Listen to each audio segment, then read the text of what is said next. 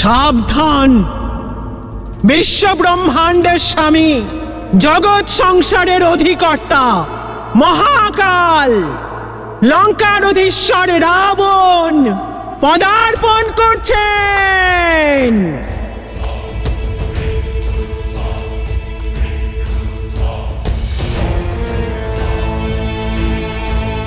তাহলে তোমার জেদ এখনো ভাঙেনি। উত্তম, অতি উত্তম। অতি সহজে যার মন পাওয়া যায় সে মহারানী হওয়ার যোগ্য নয়। লঙ্কার হবু মহারানীর তো এমন জেদ, এমন ক্রোধ থাকাই উচিত। কিন্তু ক্রোধের আড়ালে থাকা বিবেককে জাগ্রত করো আর ভাবো যে তুমি এই জেদের বশে কোনো সুযোগ হারাচ্ছ না তো। দেখো, লঙ্কাপতির স্ত্রী হলে পরে কত কিছু পাবে তুমি। এই সুন্দর বস্ত্র, এই সব আভূষণ, এই স্বর্ণ লঙ্কা আর এই লঙ্কেশ সবকিছু তোমার হবে। এই সংসারের সকল দেবতারা প্রাতঃকালে তোমার স্তব করবে। মহাদেবের কৈলাসে কোনো বাধা ছাড়াই পৌঁছতে পারবে। শুধু তোমার হ্যাঁ বলার অপেক্ষা সীতা। সেই জন্যই বলছি, আরো একবার ভালো করে ভেবে দেখো। যে কাজই অশুভ তা নিয়ে ভেবে দেখার কি আছে দশানন? ভাবে তো তারা যাদের মনে সন্দেহের অবকাশ থাকে। কিন্তু আমার মনে শুধুমাত্র শ্রীরামের নাম অবস্থান করে। যে স্বর্ণ, রাজপাট আর সুখের লোভ তুমি আমাকে দেখাচ্ছ, অযোধ্যায় তার অভাব ছিল না রাবণ। কিন্তু সেই সব এক মুহূর্তে ত্যাগ করে আমার শ্রীরামকে বেছে নিয়েছি আমি রাবণ। আমার কাছে আমার শ্রীরামের সঙ্গে বনবাসে কাটানো প্রতিটি মুহূর্ত ত্রিলোকের সব সুখ, সমস্ত ঐশ্বর্যের চেয়ে বেশি গুরুত্বপূর্ণ। এই সীতা শ্রীরামের ছিল, আছে আর সর্বদা থাকবে। রাম রাম রাম। অনেক করেছ এই বনবাসীর গুণগান। কে এই রাম যার তুলনা তুমি আমার সঙ্গে করছো? কেবল এক তুচ্ছ মানব, এক নিরীহ বালক, যাকে তার মা নিজেরই রাজ্য থেকে বহিষ্কার করেছে। তাকে বাধ্য করেছে গভীর বনে পাদুকা ছাড়াই কষ্ট করে ঘুরে বেড়াতে। দু চারটে রাক্ষস মেরেছে বলেই তুমি তার তুলনা 10টি লোকের অধীশ্বর, চতুর্দিকের অধিপতি লঙ্কেশ দশাননের সঙ্গে করছো।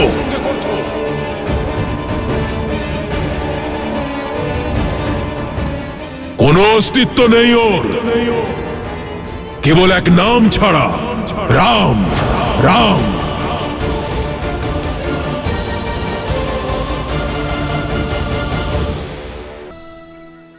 ঠিক বলেছ রাবণ। রামের নাম তোমার নামের সঙ্গে উচ্চারণ করা যেতে পারে না, কারণ রাম তিনি নন যে নিজেরই পরিজনদের উপর অত্যাচার করে সুখের উপর অধিকার ফলায়। রাম তো তিনি যিনি নিজের পিতার ইচ্ছে আর মাতার প্রতিশ্রুতির জন্য সমস্ত সুখ ত্যাগ করতে পারেন। রাম তিনি নন যিনি এক নারীকে ছলনার দ্বারা বন্দী করে নিয়ে আসেন। রাম তো তিনি যিনি প্রেম আর করুণার দ্বারা অহল্যাকে মা বলে তাকে মুক্ত করেন। श्रीराम श्रीराम श्रीराम श्रीराम श्रीराम श्रीराम श्रीराम। রাম তিনি যিনি পরস্ত্রীকে শুধু মায়ের ন্যায় স্পর্শ করেন। রাম তিনি যাকে স্বয়ং মহাদেব আমার জন্য বেছে নিয়েছেন। রাম তিনি যিনি খেলনার মতো এক হাতে সেই হরধনু তুলে নিয়েছিলেন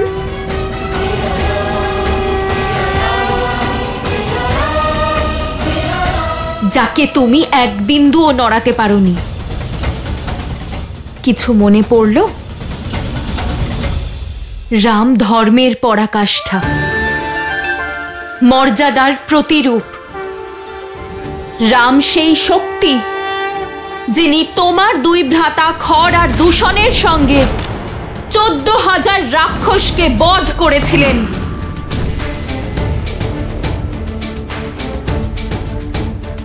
রাম আমার আত্মা, আমার আস্থা, আমার শান্তি, আমার শরীরের প্রতিটি বিন্দুর অধিকারী আমার রাম। রাম করুণাময়, আবার তিনি রুদ্র। যদি নিজের পাপ থেকে মুক্তি চাও তাহলে নিয়ে চলো আমাকে শ্রীরামের কাছে, ক্ষমা চাও ওনার কাছে। তোমাকেও উদ্ধার করে দেবেন উনি। আর না হলে তোমার অহংকার, তোমার সাম্রাজ্য আর তোমার সমগ্র রাক্ষস কুলকে ধ্বংস করে দেবেন। রাম একটা ছলনা, একটা ভ্রম, যে তোমার মনকে নিজের বশে করে রেখেছে। তবে তুমি চিন্তা করো না সীতা, আমি শীঘ্রই প্রমাণ করব যে আমি রামের থেকে বেশি যোগ্য। রাবণ ভিক্ষুক সেজে তোমার দ্বারে অবশ্যই গিয়েছিল, কিন্তু যে রাবণ তোমার সামনে দাঁড়িয়ে আছে সে তোমার থেকে তোমার ভালোবাসা ভিক্ষা চাইবে না। সেই রাবণ বাধ্য করবে তোমাকে রাবণের সামনে মাথা নত করতে। তুমি নিজেই রাবণকে বিবাহ করার ইচ্ছে প্রকাশ করবে। সেদিন আসতে বেশি দেরি নেই, কারণ এই রাবণের না শোনার অভ্যাস নেই। তাহলে অভ্যাস করে নাও রাবণ।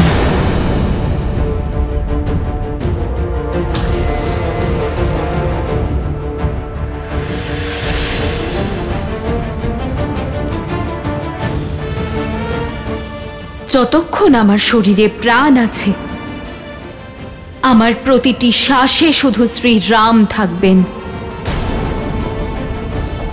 আর যদি তুমি তোমার জেদ না ছাড়ো, তাহলে না লঙ্কা থাকবে, আর না লঙ্কেশ, না তোমার অস্তিত্ব থাকবে, আর না তোমার সাম্রাজ্যের।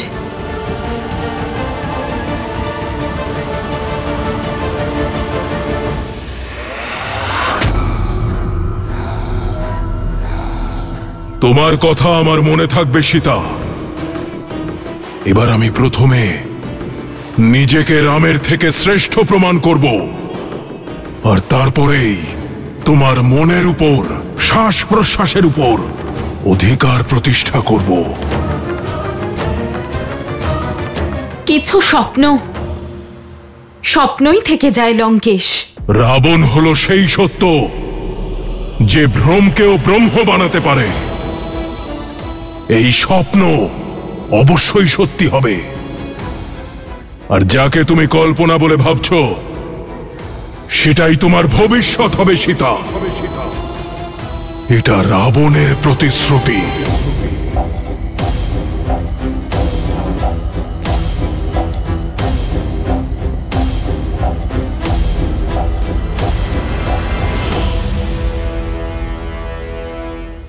মাতা, বহু বৎসর পেরিয়ে গেছে। মায়ের স্নেহ, তার স্পর্শ, তার স্নেহ থেকে বঞ্চিত আমি। মাতা যদি অনুমতি দেন তাহলে আপনার কোলে মাথা রেখে কিছুক্ষণ বিশ্রাম নিতে চাই। চল। রাম,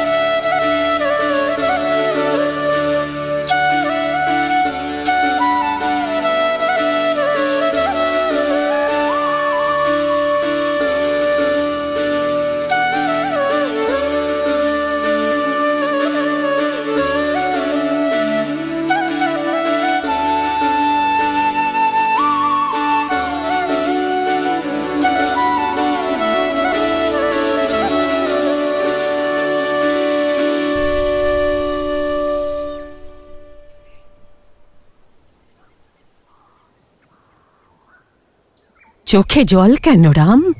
সীতা আমার স্ত্রী, ওর স্মৃতির কষ্ট আমার নেত্র দিয়ে অশ্রু হয়ে বয়ে যাচ্ছে মাতা। তার সঙ্গে দেখা করো। কোথায় ও? সে উত্তরের খোঁজেই তো আমি রয়েছি মাতা। ওই পাপী রাবণ আমার সীতাকে হরণ করেছে।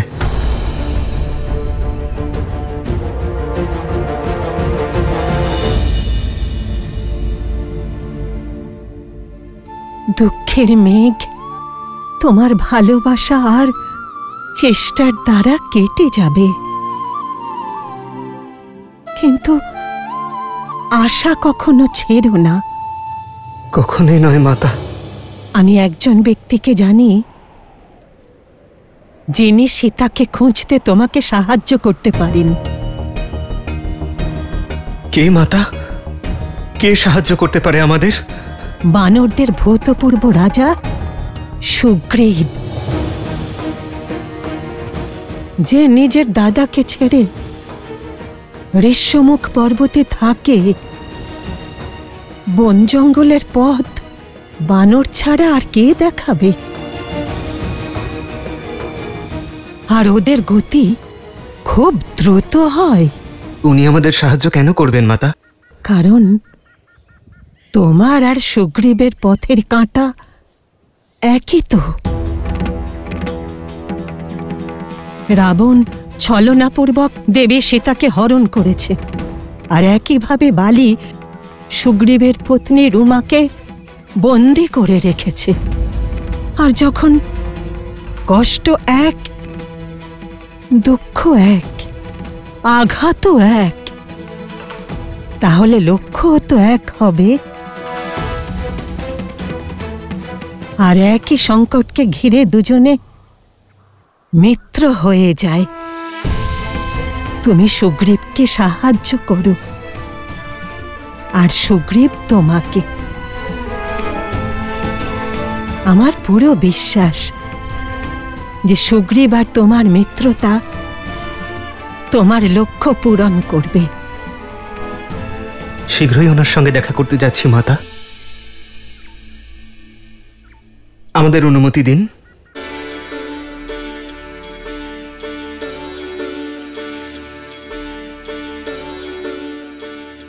আজ আমার উদ্দেশ্য আর প্রতীক্ষা পূর্ণ হলো রাম। আমার পুরো বিশ্বাস যে তোমারও প্রতীক্ষা আর উদ্দেশ্য তাড়াতাড়ি সফল হবে। যে উদ্দেশ্যে আমি ব্রহ্মলোক ত্যাগ করেছিলাম, সেই উদ্দেশ্য পূরণ হয়েছে। আমার সঙ্গে তোমার বাস করাতে সংসার এটাই শিক্ষা পেল যে যে কোনো ব্যক্তি নিজের বংশ থেকে নয়, নিজের ভক্তি, নিজের উদ্দেশ্য আর ভাবনা দিয়ে হয় রাম। আমাকেও এই সংসার থেকে মুক্তি দাও রাম, আজ্ঞা দাও। আমারও বিশ্বাস তুমিও দেবী সীতার জন্য প্রতীক্ষা সেইভাবেই করবে। আমার প্রতীক্ষা শেষ করেছো। राम नाम सुखदाई।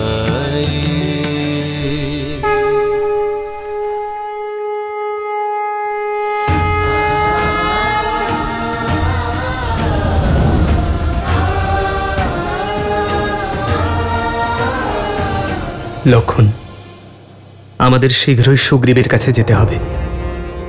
ঋষ্যমুখ পর্বতের উদ্দেশ্যে রওনা দি, চলো।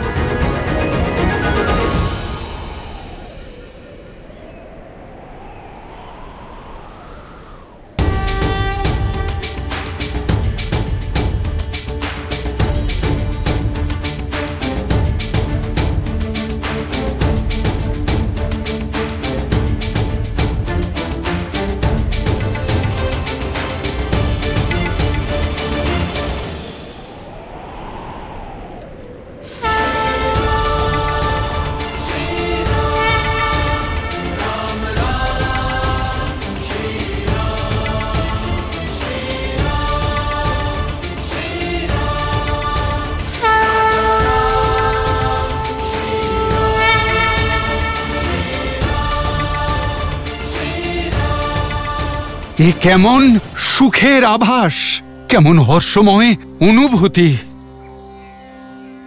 যেন আমার বহু বর্ষের প্রতীক্ষার অবসান হতে চলেছে, যেন আমার প্রভু শ্রীরামের এবার আগমন ঘটবে।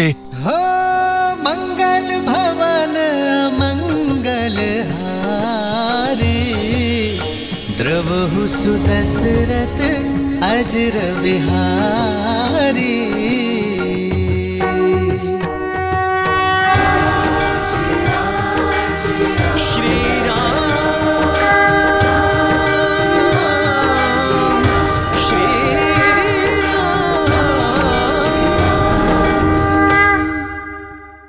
বানর শ্রেষ্ঠ, দুজন অপরিচিত মানুষ আপনার সন্ধানে ঋষ্যমুখ পর্বতের দিকে এগোচ্ছেন।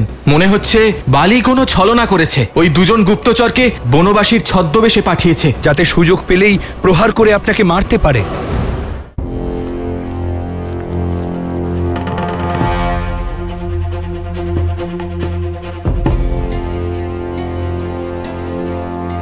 তোমাদের দশাননের স্মৃতি ভ্রষ্ট হয়েছে। আমি বলেছি তো, ওনার পাঠানো বস্ত্র অলংকার আমি ধারণ করব না। এই বস্ত্র আর অলংকার মহারাজ দশানন নন, মহারানী মন্দোদরী পাঠিয়েছেন। উনি মিনতি করেছেন যে আপনি যেন এসব গ্রহণ করে এখানে রাজসুখ ভোগ করেন।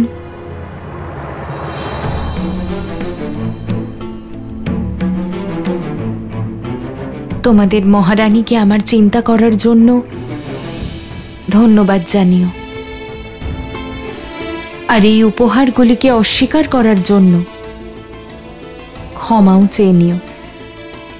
হ্যাঁ, যদি উনি আমার জন্য কিছু করতে চান তাহলে ওনাকে বলো উনি যেন নিজের স্বামীকে বোঝান, ওনাকে ধর্মের পথ দেখান, কারণ উনি যা করছেন তা অধর্ম।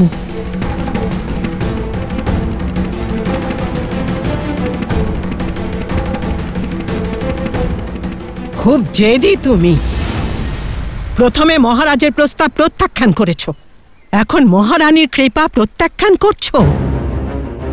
না ভোজন গ্রহণ করলে না জল, মৃত্যু তো তোমার নিশ্চিত। হয় তুমি না খেয়ে মরবে, না হলে মহারাজের প্রকোপে আমাদের আহার হয়ে যাবে।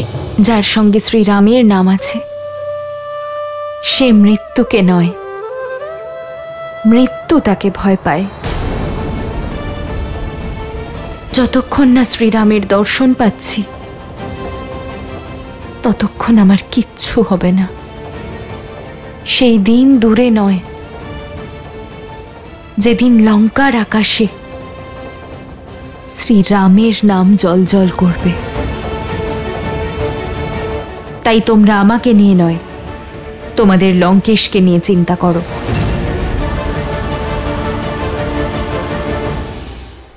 বানর শ্রেষ্ঠ, দুজন অপরিচিত মানুষ আপনার সন্ধানে ঋষমুখ পর্বতের দিকে এগোচ্ছেন। মনে হচ্ছে বালি কোনো ছলনা করেছে, ওই দুজন গুপ্তচরকে বনবাসীর ছদ্মবেশে পাঠিয়েছে, যাতে সুযোগ পেলেই প্রহার করে আপনাকে মারতে পারে।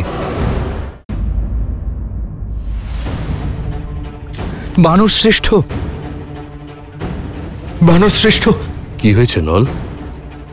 তোমার মুখমণ্ডলে এই চিন্তা কিসের? সংবাদটাই চিন্তা করার মতো মহারাজ। দুজন অপরিচিত মানুষ আপনার সন্ধানে ঋষমুখ পর্বতের দিকে এগোচ্ছেন। আমার সন্ধানে? স্পষ্ট করে বলো, কি দেখেছো তুমি? গুপ্তচর। তারা দুজন বনে এদিক ওদিক ঘুরে বেড়াচ্ছিল এবং বলছিল আপনাকে খুঁজে বার করতে হবে। লক্ষণ, আমাদের যত শীঘ্র সম্ভব মহারাজ সুগ্রীবকে খুঁজতে হবে। উনি ঋষ্যমুখ পর্বতেই কোথাও লুকিয়ে আছেন। ওনাদের মুখে ব্যাকুলতা ছিল, মনে হচ্ছিল আপনাকে খুঁজে পাওয়া খুব প্রয়োজন মহারাজ।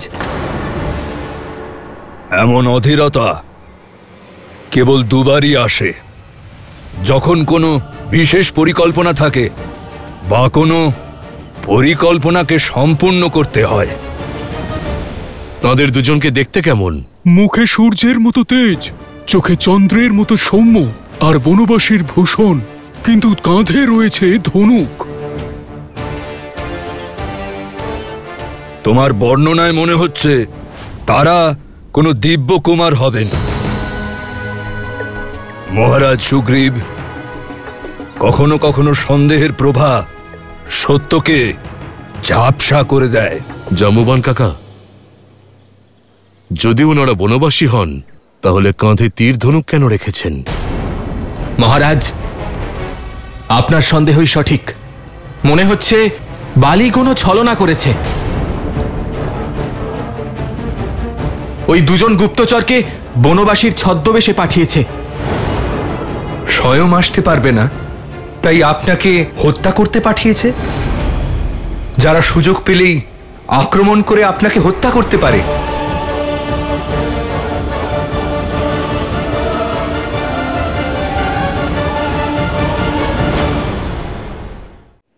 মহারাজ, বালি কোনো ছলনা করেছে। স্বয়ং আসতে পারবে না, তাই আপনাকে হত্যা করতে পাঠিয়েছে। তাহলে ওদের ওপর আক্রমণ করা হোক। মহারাজ,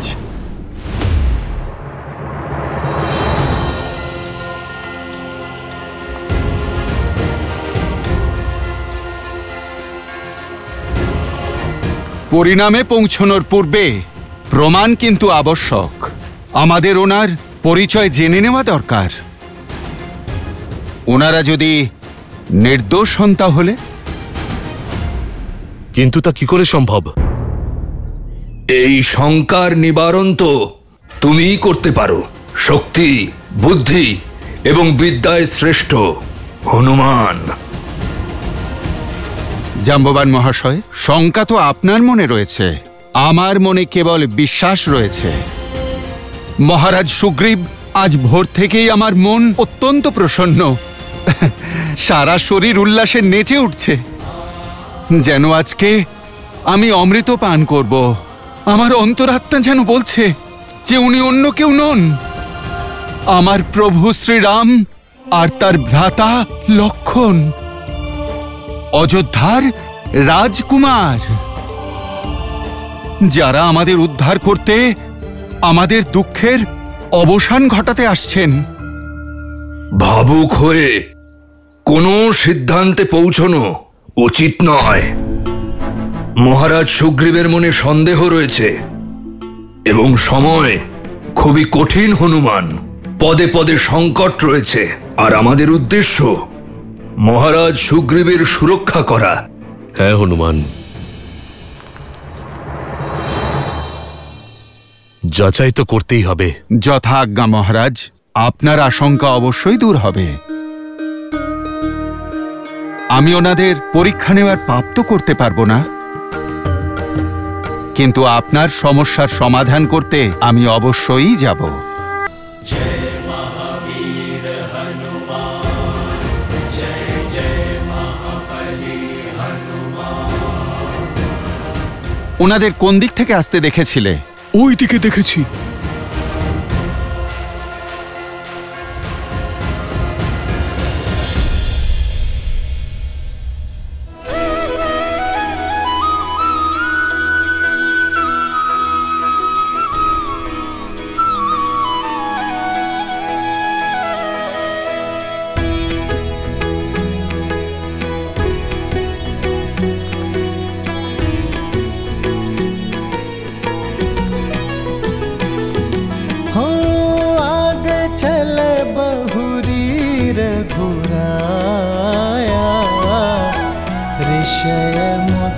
पर्वत नियराया,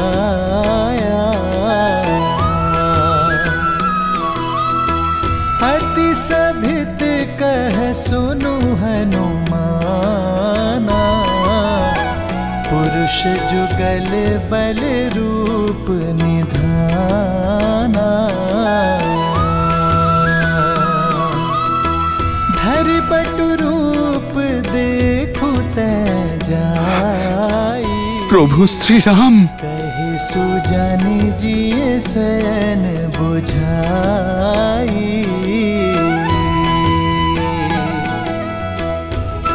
মহাবলী হনুমান, আপনি ওনাদের দেখতেই থাকবেন নাকি ওনাদের পরীক্ষাও নেবেন? নল, ভক্ত কি কখনো ভগবানের পরীক্ষা নিতে পারে? আমি তো ওনাকে চিনতে পেরেছি। পরীক্ষা তো আজ আমার ভক্তির, যে আমার প্রভু আমাকে চিনতে পারেন কিনা।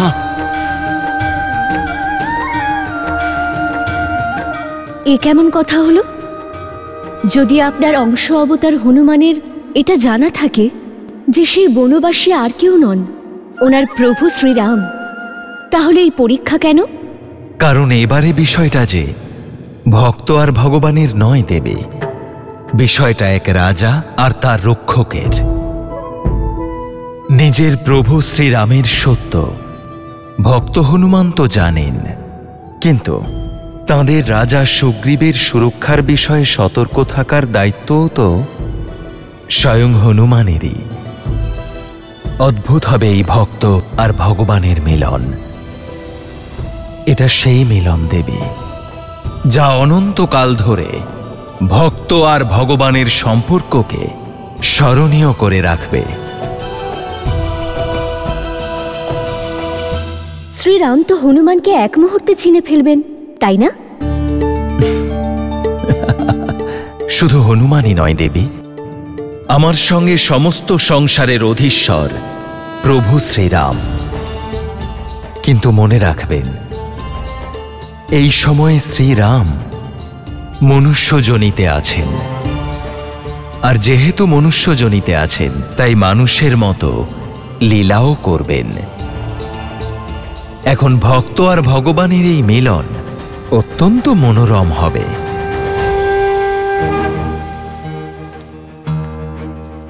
দাদা, এত বড় ঋষ্যমুখ পর্বতে আমরা বানররাজ সুগ্রীবকে খুঁজব কি করে? উনি যে কোনো জায়গায় লুকিয়ে থাকতে পারেন। আমরা নয়, উনিই আমাদের কাছে পৌঁছবেন।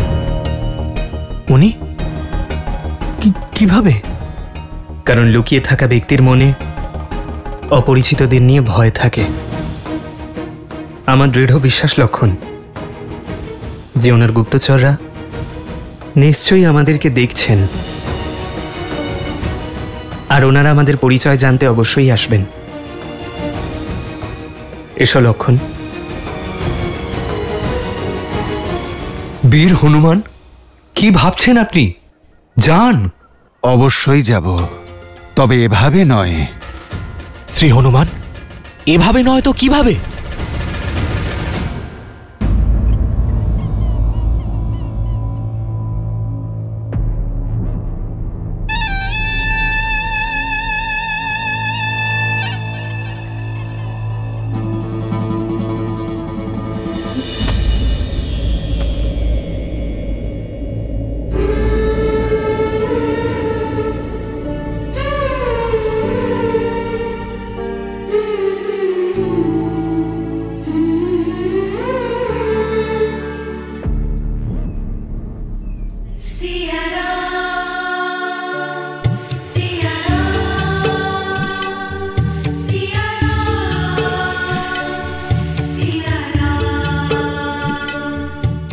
প্রকৃতিও আমাকে সংকেত দিচ্ছে, আমার বিশ্বাসকে সম্মতি জানিয়েছে যে আমার শ্রীরাম শীঘ্রই আসবেন।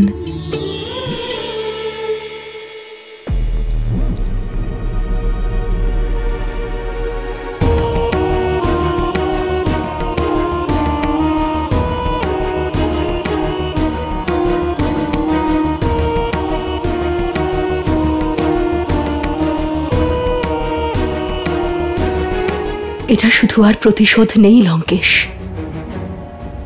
আপনি সীতার প্রতি একটু একটু করে আকর্ষিত হচ্ছেন। প্রতিশোধ জেদে বদলে গেল, আর জেদ আকর্ষণে। প্রসন্ন হলাম এটা জেনে যে তুমি সীতা আর আমার সম্পর্ককে স্বীকার করে নিয়েছ।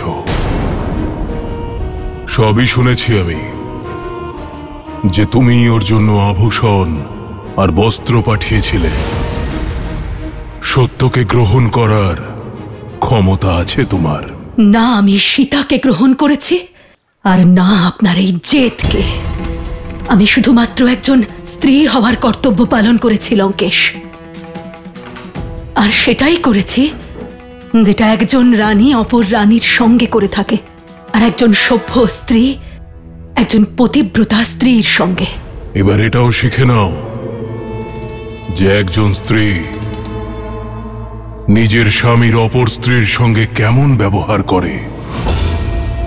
কালকে জয় করেছে যে রাবণ, সে ভবিষ্যৎকেও জয় করবে, আর শীঘ্রই তুমি ওই সীতার সঙ্গে রাবণের নাম জুড়ে দেবে। যে কর্মের অহংকারে এত মত্ত হয়ে আছেন আপনি, তা মহাপাপ। এত জ্ঞানী হওয়া সত্ত্বেও অহংকারে কি করে এতটা মত্ত হয়ে গেলেন আপনি লঙ্কেশ?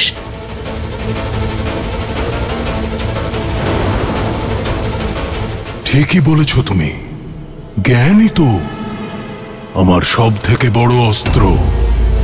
পথ প্রদর্শনের জন্য ধন্যবাদ, তুমি এখন যেতে পারো।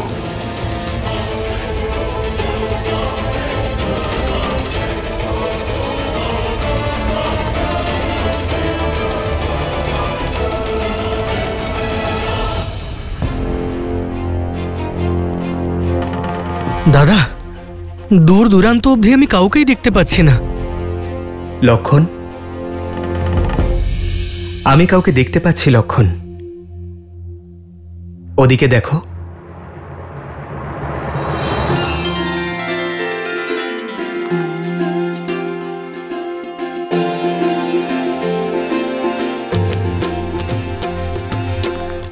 দেখে মনে হচ্ছে কোনো জ্ঞানী ব্যক্তি। চলো ওনাকেই জিজ্ঞেস করি। সাবধানে থেকো দাদা, আমার মন বলছে যে ওনাকে যেমন দেখাচ্ছে উনি হয়তো তা নাও হতে পারেন। আর আমার মন বলছে দেখে যা মনে হচ্ছে উনি তার থেকে অধিক জ্ঞানী। এসো লক্ষণ।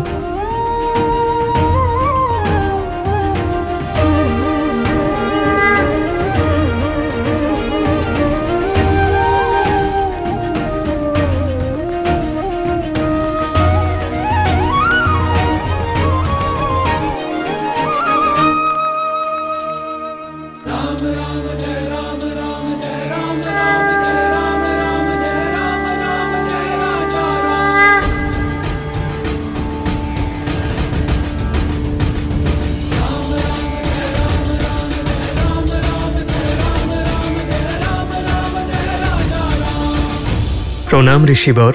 প্রণাম ঋষিবর। প্রণাম। আশীর্বাদ করবেন না আমাদের?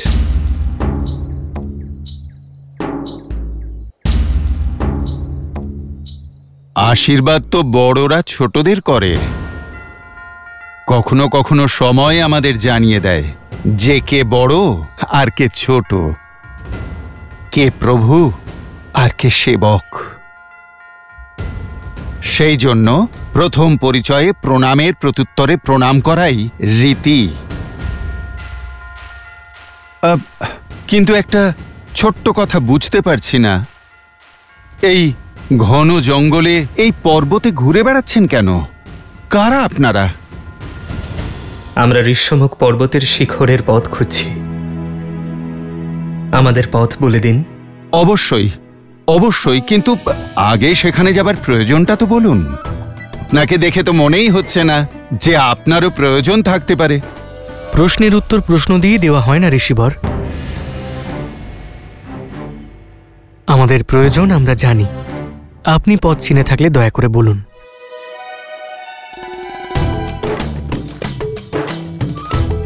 তার থেকেও বড় প্রশ্ন এটাই যে এই যুগল এত বিচিত্র কেন?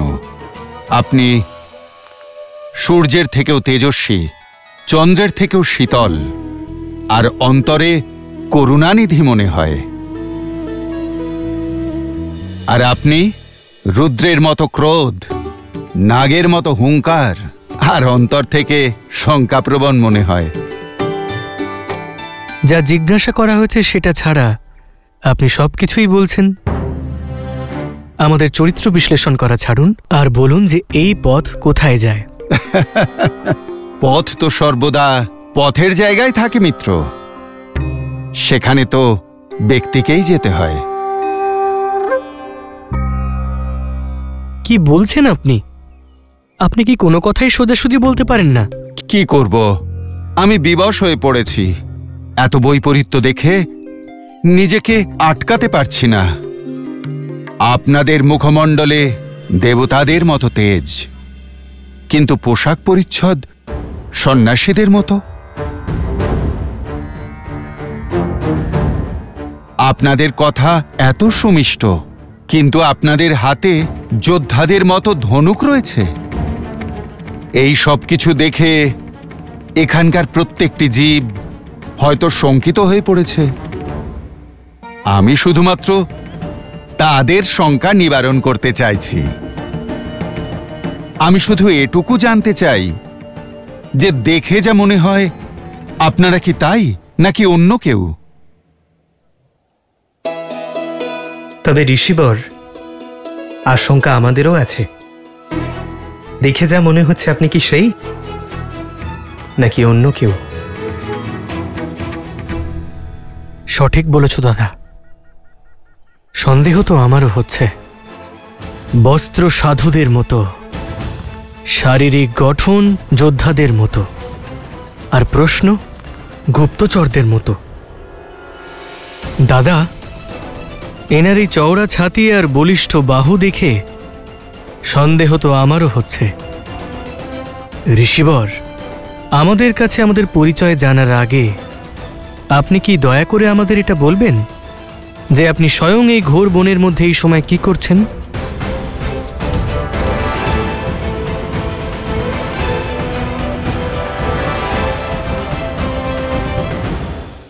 বানররাজ সুগ্রীবকে কি বলবো আমি? তার সাথে মিত্রতা করতে কে এসেছেন? উনি হলেন রঘুকুলের বংশধর, অযোধ্যার ধর্মাত্মা মহারাজ দশরথের জ্যেষ্ঠ পুত্র শ্রীরাম। আমি তো একজন অতি সাধারণ ব্যক্তি যে শান্তিতে জীবনযাপন করতে চায়, সবাইকে সাহায্য করে, ভালোবাসা আর বন্ধুত্ব দিয়ে।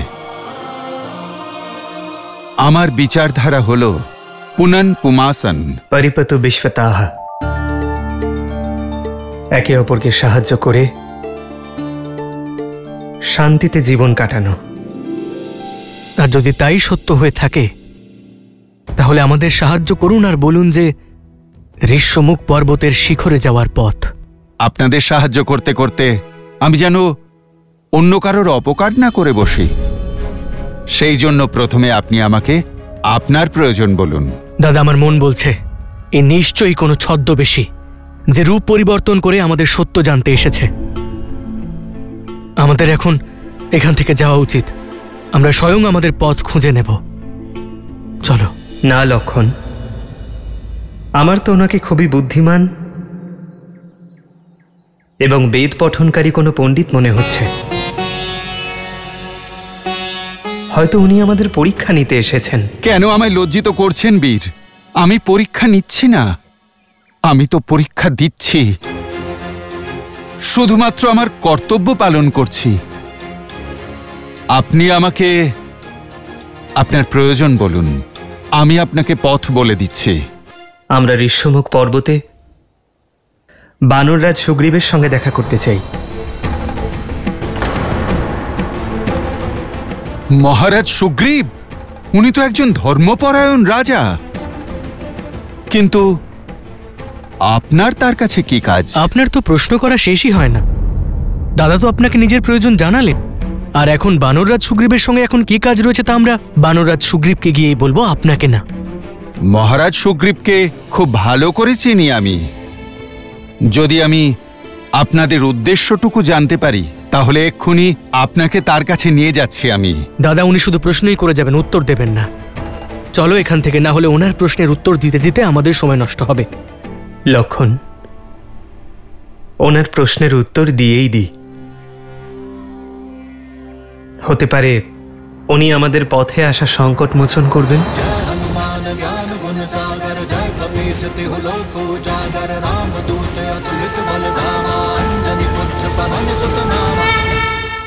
বানররাজ সুগ্রীবকে কি বলবো আমি? তার সাথে মিত্রতা করতে কে এসেছেন? উনি হলেন রঘুকুলের বংশধর, অযোধ্যার ধর্মাত্মা মহারাজ দশরথের জ্যেষ্ঠ পুত্র শ্রীরাম। ঋষিবর, আমাদের গন্ধর্ব ধনু আর মাতা শবরী বানররাজ সুগ্রীবের সঙ্গে দেখা করতে পাঠিয়েছেন। মিত্রতা করতে চাই, এর থেকে অধিক বলার মতো আর কিছুই নেই ঋষিবর। এর থেকে উত্তম আর কিছু হতেই পারে না। কিন্তু বানররাজ সুগ্রীবকে কি বলবো আমি? তার সাথে মিত্রতা করতে কে এসেছেন? মিত্রদের তো নামও হয়, কিন্তু আপনি আপনার পরিচয় এখনো পর্যন্ত দেননি। পরিচয় তো কর্মে পাওয়া যায় মহাশয়, আর আপনি যদি আমার পরিচয় জানতেই চান তবে শুনুন। আমি আমার রাজ্য থেকে বহিষ্কৃত একজন সাধারণ মানুষ, সেই পুত্র যিনি পিতার প্রতিজ্ঞা এবং মাতার ইচ্ছের সম্মান রাখতে চায়। আমি সেই শিষ্য যে গুরুর থেকে শিক্ষা লাভ করে তপস্যা করতে চায়। আমি সেই পুত্র যে মাতার থেকে বিচ্ছেদের অভিশাপ পেয়েছে, কিন্তু ভাগ্য তাকে মাতা শবরীর স্নেহ দিয়েছে। আমি সেই স্বামী যার স্ত্রীকে অপহরণ করা হয়েছে এবং তাকে খুঁজে বেড়াচ্ছি। আমি সেই মিত্র যার একজন মিত্রের সহায়তার প্রয়োজন।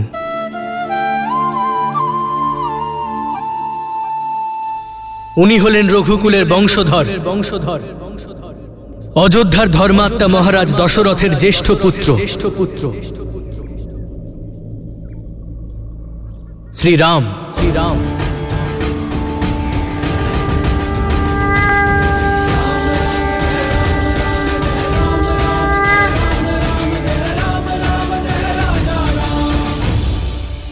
শ্রীরাম?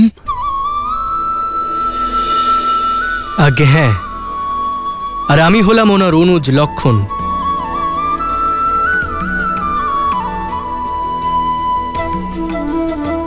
ঋষিবর, আপনি আমাদের পরিচয় আর প্রয়োজন দুটোই জেনেছেন, তাই দয়া করে নিজের পরিচয় এবার জানান। যেমন শ্রীরাম বললেন, পরিচয় তো থাকে কর্মে। আমি তো সেই আত্মা যে তার পরমাত্মার সাথে মিলনের প্রতীক্ষায় রয়েছে। আমি সেই হৃদয় যে নিজের স্পন্দনের সঙ্গে মিলনের প্রতীক্ষায় রয়েছে। আমি তো সেই ভক্ত যে তার ভগবানের স্পর্শের অপেক্ষায় রয়েছে। আমি তো আমার প্রভু শ্রীরামচন্দ্রের সামান্য এক দাস। আমি তো আমার প্রভুর ভক্ত ভ্রাতা লক্ষণ। জয় শ্রীরাম।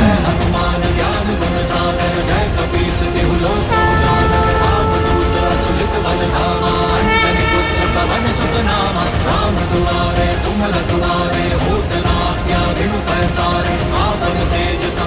জয় শ্রীরাম।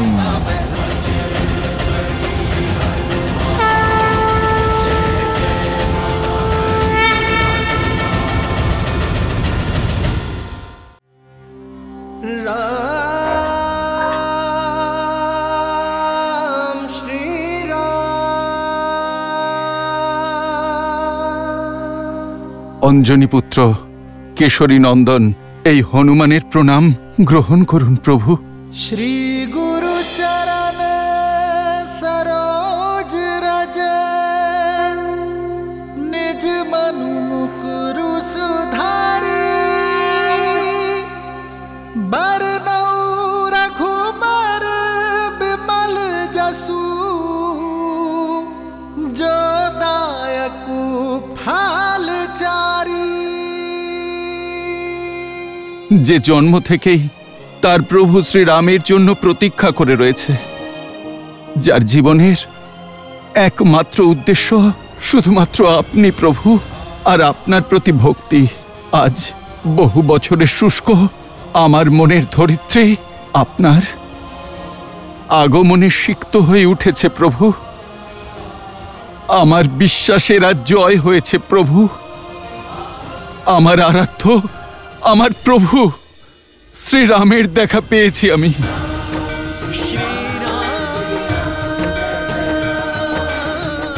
ওঠো হনুমান।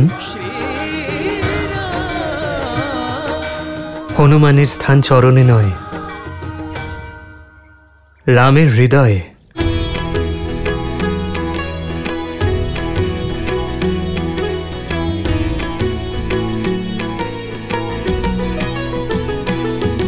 हो देखी राम हनुमत भय धीरा बरसन लागे नैनन से नीरा। तुम समान मम भक्त न दूजा हृदय लगाए कि हे प्रभु पूजा।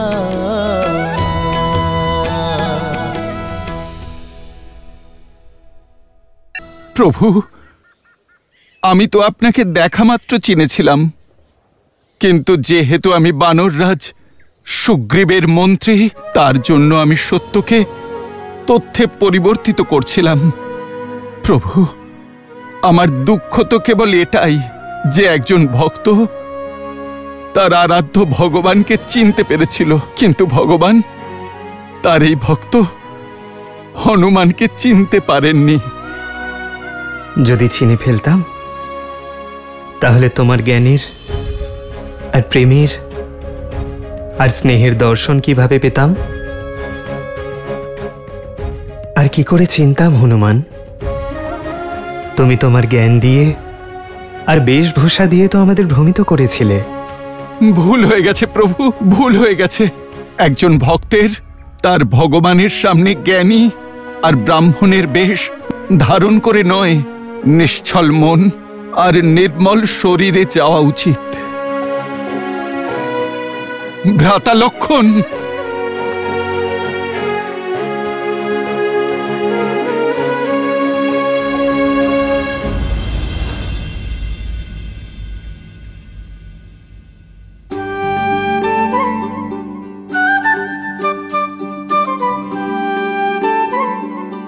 শ্রীরাম, প্রণাম।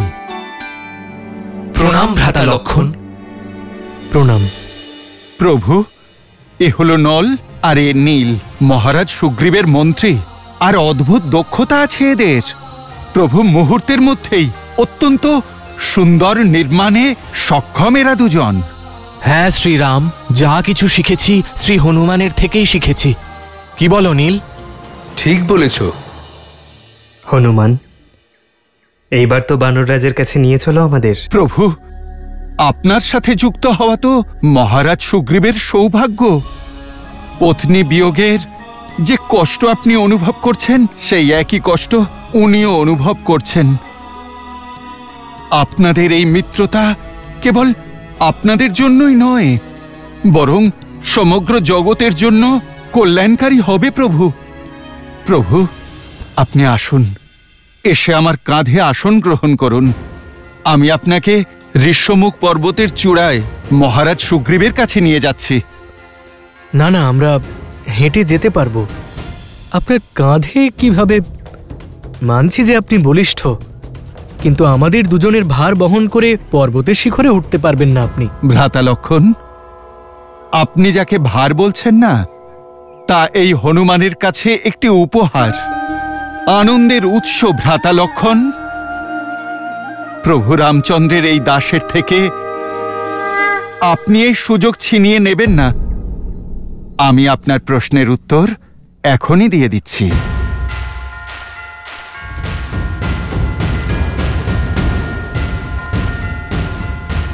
জয় শ্রীরাম।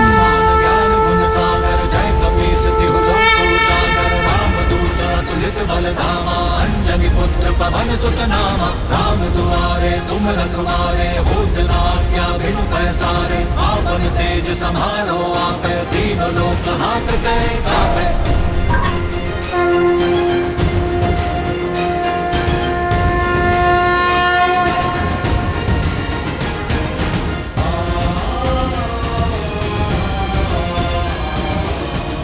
এসো লক্ষণ।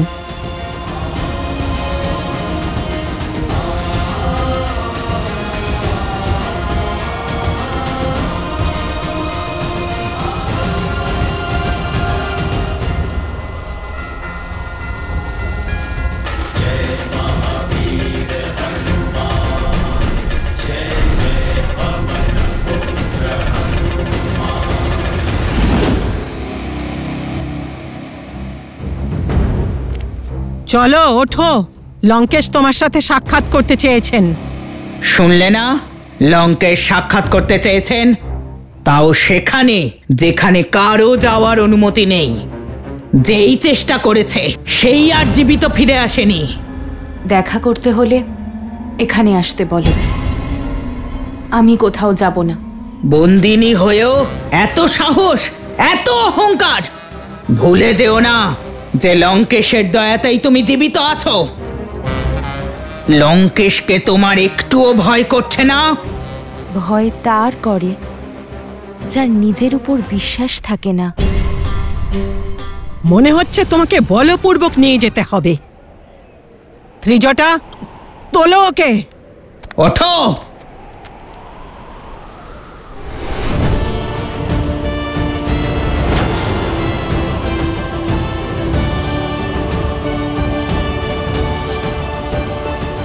আমি তোমার ক্ষতি করতে চাই না।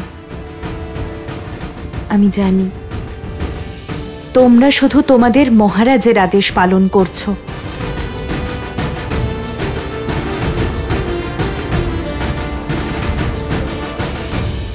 চলো।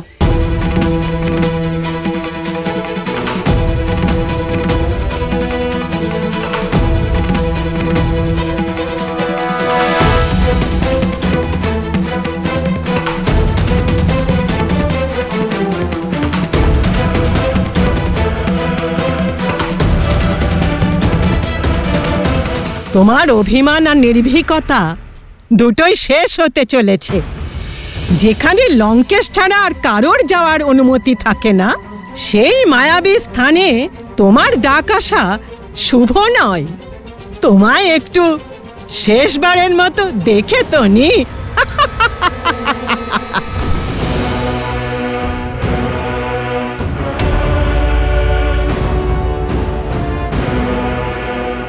চলো।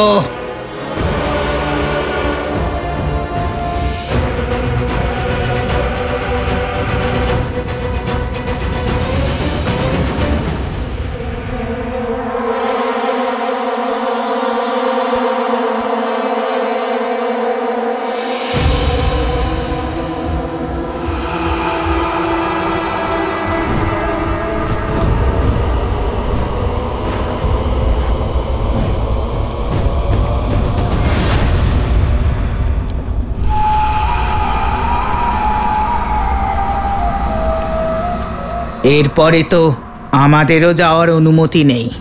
তোমাকে একাই যেতে হবে। যদি জীবিত থাকো তাহলে দেখা হবে।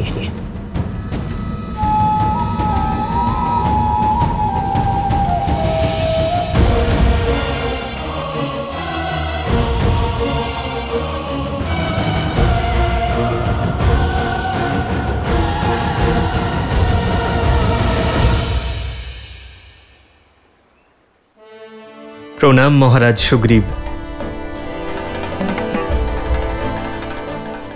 প্রণাম মুখ্যমন্ত্রী জাম্ববান। প্রণাম শ্রীরাম। আসন গ্রহণ করুন। বলুন শ্রীরাম, এই গহন জঙ্গলে আমার সন্ধানের প্রয়োজন কি?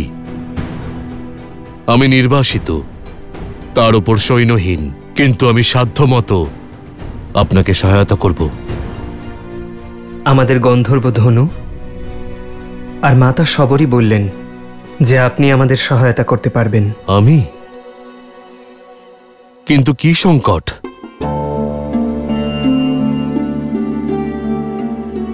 আমি আমার অনুজ লক্ষণ আর স্ত্রী সীতাকে নিয়ে পঞ্চবটি বনে বনবাসের অন্তিম দিন কাটাচ্ছিলাম। তখন পাপী রাক্ষস রাবণ আমার সীতাকে হরণ করে তাকে পুষ্পক রথে করে দক্ষিণের দিকে নিয়ে গেছে। তারই খোঁজ নিতে আমি এখানে এসেছি বানররাজ। কি? রাবণ পুষ্পক রথ?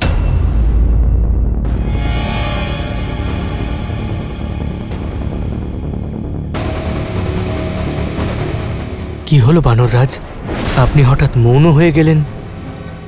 আপনার চিন্তার কারণ জানতে পারি? শ্রীরাম, আমার কাছে এমন কিছু আছে যা আপনাকে আমি দেখাতে চাই। হনুমান,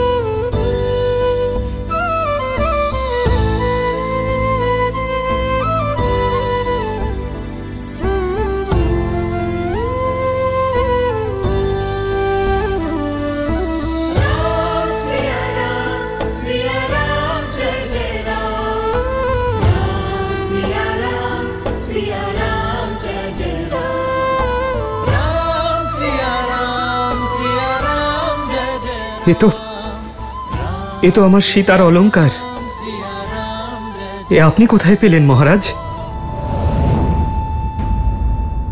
আমার বানররা বনে পেয়েছিল। ওরাই বলল যে আমরা বনে ভোজন সংগ্রহ করছিলাম, তখনই আকাশ থেকে এগুলো পড়ল। আমরা দেখলাম একটি পুষ্পক রথে কোনো এক রাক্ষস একজন স্ত্রীলোককে নিয়ে যাচ্ছে। মানে আমার সীতা? আমার সীতা কষ্ট পাচ্ছিল,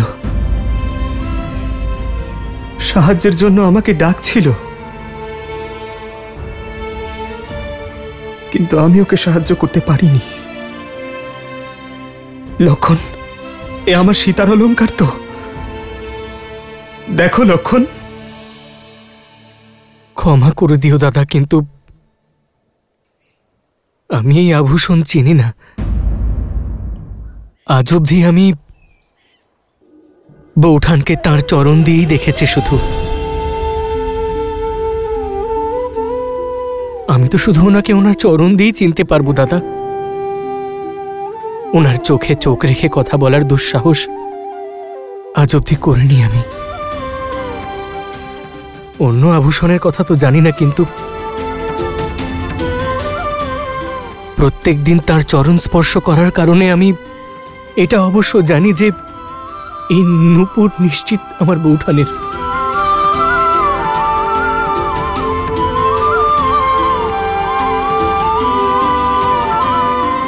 আমি আপনার কষ্ট বুঝতে পারছি। নিজের স্ত্রীর বিরহ আর অপহরণের কষ্ট আমিও সহ্য করছি। বিলাপ করবেন না। সম্ভবত নিয়তি আমাদের পথ কোনো উদ্দেশ্যেই মিলিত করেছে।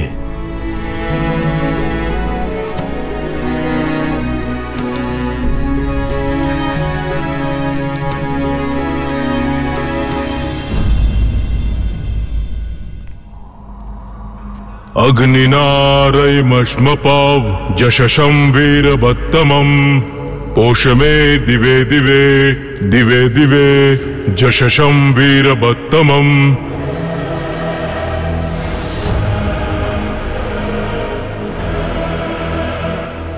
আমার জ্ঞানের গর্ভগৃহে তোমাকে স্বাগত জানাই। এসো, বসো।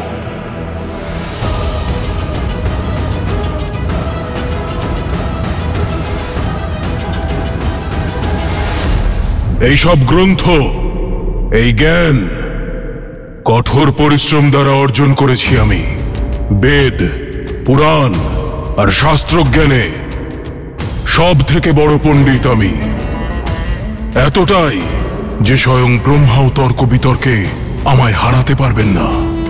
কারণ জ্ঞানই সেই অস্ত্র যা সাধারণকে অসাধারণ করে দেয়।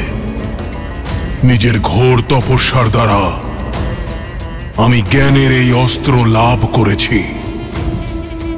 আমি তোমাকে এখানে ডেকে এনেছি কারণ তুমি জ্ঞানের নগরী মিথিলার রাজকন্যা।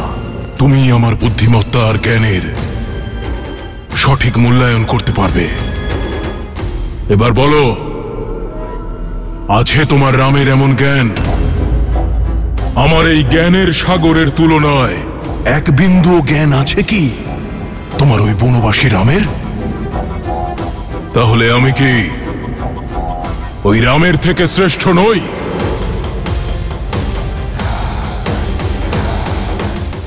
জ্ঞান শুধু পুস্তক পড়েই নয়, তাকে জীবনে প্রয়োগ করলে সার্থক হয়।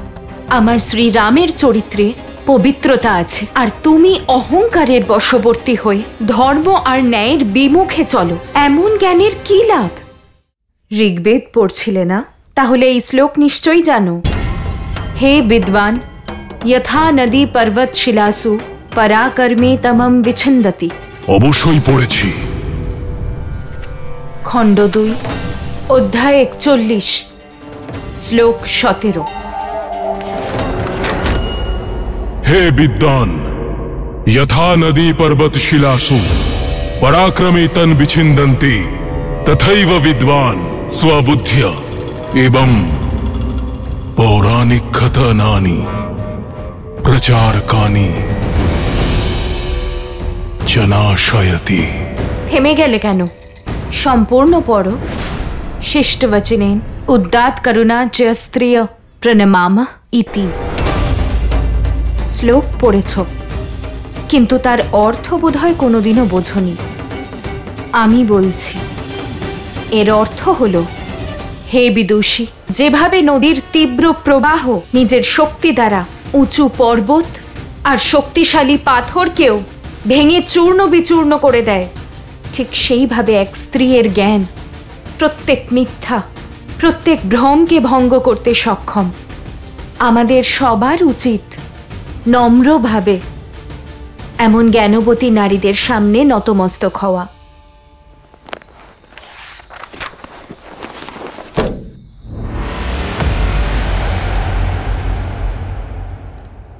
তুমি সব পড়েছ, তা প্রশংসনীয়, কিন্তু কোনোদিন তা প্রয়োগ করনি।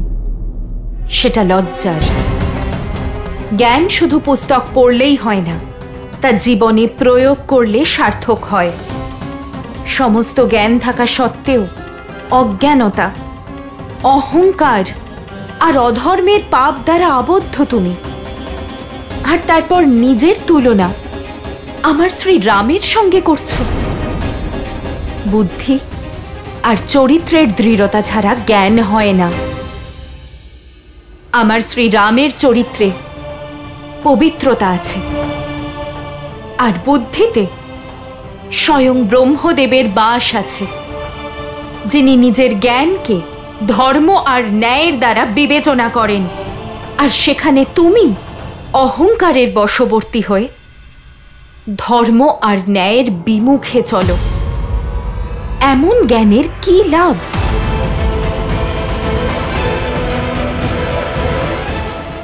দিন গোনা শুরু করে দাও রাবণ, কারণ আমার শ্রীরাম আসছেন। ক্ষমা চেয়ে নাও ওনার কাছে, উনি তোমাকে প্রাণ ভিক্ষা অবশ্যই দেবেন।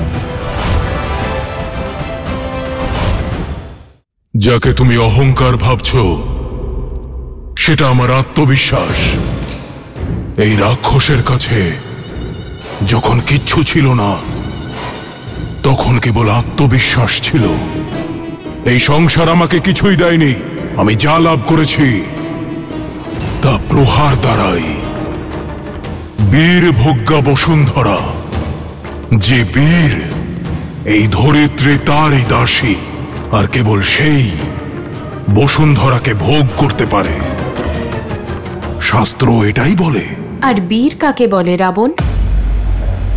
যে নিজের সাহস দিয়ে, প্রচেষ্টা দিয়ে, পরিশ্রম দ্বারা জয়লাভ করে, ছলনা আর মায়ার দ্বারা নয়।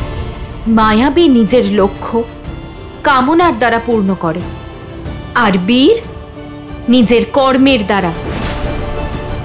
যজুর্বেদে আছে, হে সিদ্ধা আশীর্বাদ দায়িনী, পাপাদ অনৈতিকাত প্রদূষণাদ চ সর্বান শুদ্ধিম কুরু মিথ্যাথম দেবসাদ ঈর্ষায়া কুণ্ঠনাম চ শুদ্ধিম কুরু।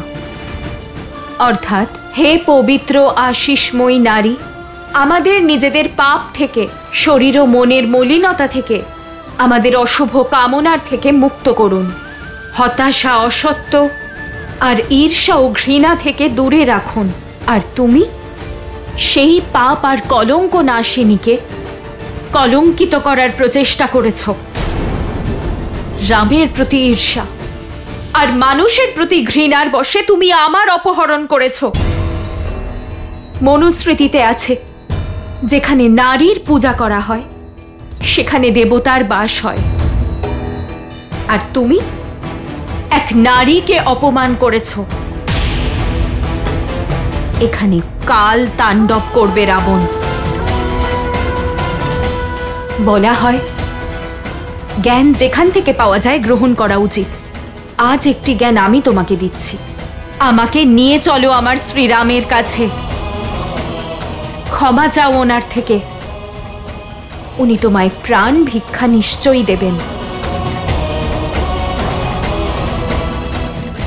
দিন গোনা শুরু করে দাও রাবণ, কারণ আমার শ্রীরাম আসছেন।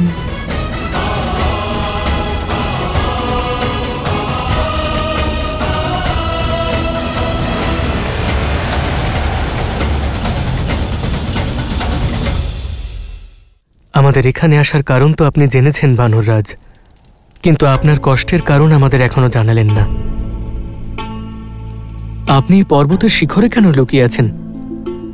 আর আপনার কাছ থেকে আপনার অধিকার আপনার স্ত্রী কিভাবে ছিনিয়ে নিল? রাজত্বের অভিলাষ আমার কোনো দিন ছিল না, আর আশাও করিনি।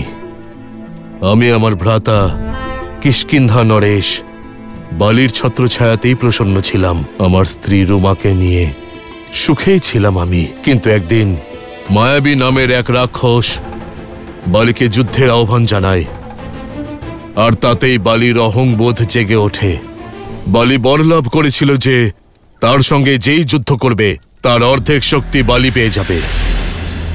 কিন্তু মায়াবী আর বালির এই যুদ্ধে আমার সব শক্তি ছিনিয়ে নেয়।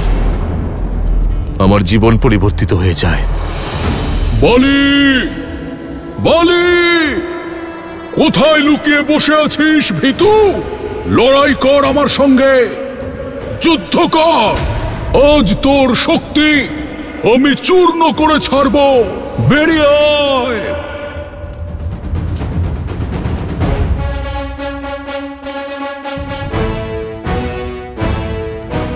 মনে হচ্ছে তোমার মৃত্যু তোমায় আমার দরজা অবধি টেনে এনেছে। তাই তো যুদ্ধের জন্য উস্কানি দিচ্ছ। পালাচ্ছিস কোথায় ভীতু? দাঁড়া।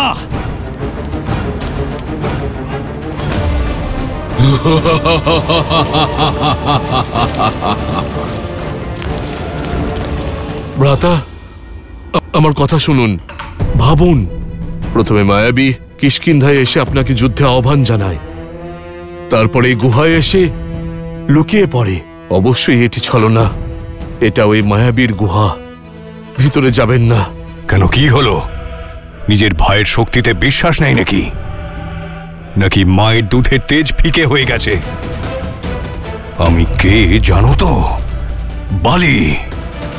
কাউকে ভয় করি না আমি। কিন্তু ভ্রাতা, সমগ্র সংসার এটা জানে, তাহলে কেন গুহায় যাচ্ছেন? যাতে কিষ্কিন্ধা এটা জানতে পারে যে ওদের রাজা এখন ওদের রক্ষা করতে সক্ষম। বিনা যুদ্ধে ফিরে গেলে প্রজারা মনে করবে যে বালি কাপুরুষ। আমি এইভাবে যাব না, তুমি এখানেই অপেক্ষা করো। আমি এই গল্পটা শেষ করে আসছি। কিন্তু ভ্রাতা, আমার সিদ্ধান্ত বদলায় না সুগ্রীব। আর শোনো, যদি গুহা থেকে দুধের ধারা বের হতে থাকে তাহলে বুঝবে যে মায়াবী মারা গেছে, কারণ মায়াবীর রক্তের রং সাদা হয়। আর যদি রক্তের ধারা বইতে দেখো তাহলে বুঝে নেবে যে এই বালির মৃত্যু হয়েছে। ভ্রাতা, রাজ সিংহাসন সবসময় কাঁটার হয় সুগ্রীব। সেটাকে নিজের করে রাখতে গেলে রক্ত বইবেই, কখনো শত্রুর, কখনো বা নিজেদের। যদি রক্তের ধারা বয় আর আমি ফিরে না আসি, এই গুহাটাকে বন্ধ করে কিষ্কিন্ধাকে সঞ্চালিত করবে, যাতে এই মায়াবী দ্বিতীয়বার সংকট না হয়ে ওঠে।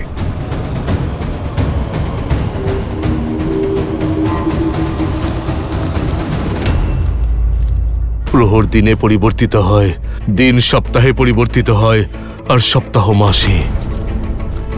আমি আশায় বুক বেঁধে 1 বছর গুহার বাইরে বসেছিলাম, কিন্তু না মায়াবী বাইরে এলো আর না ভ্রাতা বালি। তারপর একদিন রক্তের ধারা বয়ে এলো।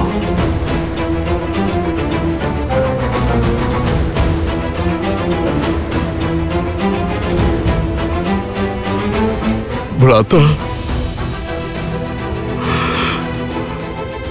ভ্রাতা বালি,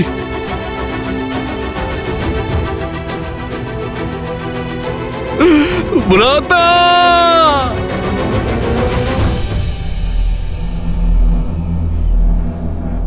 রক্তের ধারা দেখে আমি ভাবলাম আমার ভ্রাতা নিহত হয়েছেন। কোন রকমে চোখের জল মুছে কিষ্কিন্ধার সুরক্ষার দায়িত্ব পালন করতে চলে এলাম।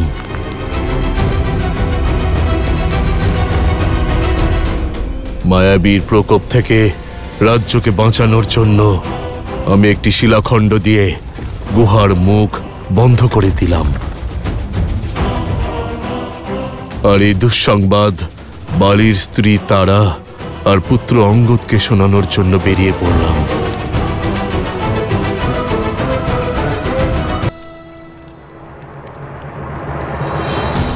নিজের ভ্রাতাকে মৃত মনে করে আমি বানর নিয়ম পালন করতে লাগলাম।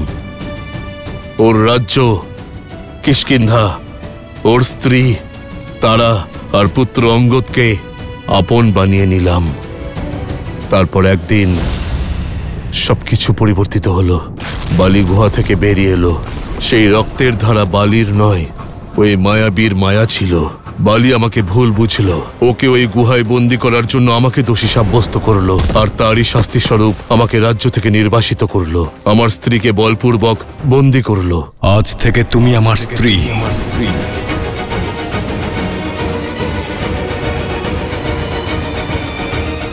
আজ আমি জীবিত রয়েছি কেবল হনুমানের সহায়তা আর ঋষি মাতঙ্গের অভিশাপের জন্যই, যিনি বালিকে এখানে আসা থেকে আটকে রেখেছেন। ও অভিশাপগ্রস্ত।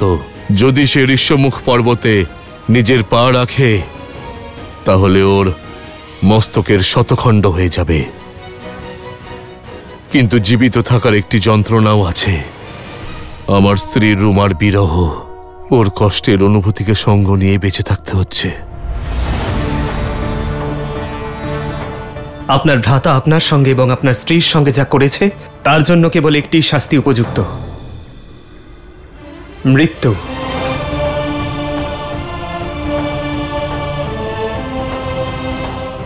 আপনার জ্যেষ্ঠ ভ্রাতা আপনার স্ত্রীর পিতৃতুল্য, আর বালির কর্মে নারীর সম্মান খণ্ডিত হয়েছে। আর এমন অধার্মিকের জীবিত থাকার কোনো অধিকার নেই। সঠিক বলেছ দাদা, বালি তার পাপের শাস্তি অবশ্যই পাবে। কিন্তু কিভাবে? উনি মহাবলী, ওনার সঙ্গে যুদ্ধ করার সামর্থ্য আমার নেই। আর যে ব্যক্তি ওর সম্মুখে যাবে তার শক্তি অর্ধেক হয়ে যাবে। মহারাজ সুগ্রীব, আপনি মন থেকে ভয় দূর করুন। যখন নৌকা সঙ্গে রয়েছে তখন নদী অবশ্যই পেরোতে পারবেন, কারণ আমার প্রভু শ্রীরাম এসে গেছেন, যার স্পর্শে পাথরেও প্রাণের সঞ্চার হয়। মহারাজ সুগ্রীব, উনি নিশ্চয়ই কোনো একটা পথ খুঁজে বার করবেন। নিয়তি আপনাদের দুজনের কোনো উদ্দেশ্যেই সাক্ষাৎ ঘটিয়েছেন। যদি আপনি প্রভু শ্রীরামের সঙ্গে সন্ধি করেন তাহলে আপনাদের শক্তিও বাড়বে, সঙ্গে সামর্থ্য। হনুমান, সন্ধির নিজস্ব কিছু নিয়ম আছে। হয় তা দুই রাজ্যের মধ্যে হয়, নয়তো দুই রাজার মধ্যে। কিন্তু এক্ষেত্রে না শ্রীরামের কাছে রাজ্য আছে আর না আপনার কাছে। তাহলে এ সন্ধি কিসের ভিত্তিতে হবে? স্বামী, আপনি শুনলেন অঙ্গদ কি খবর নিয়ে এসেছে?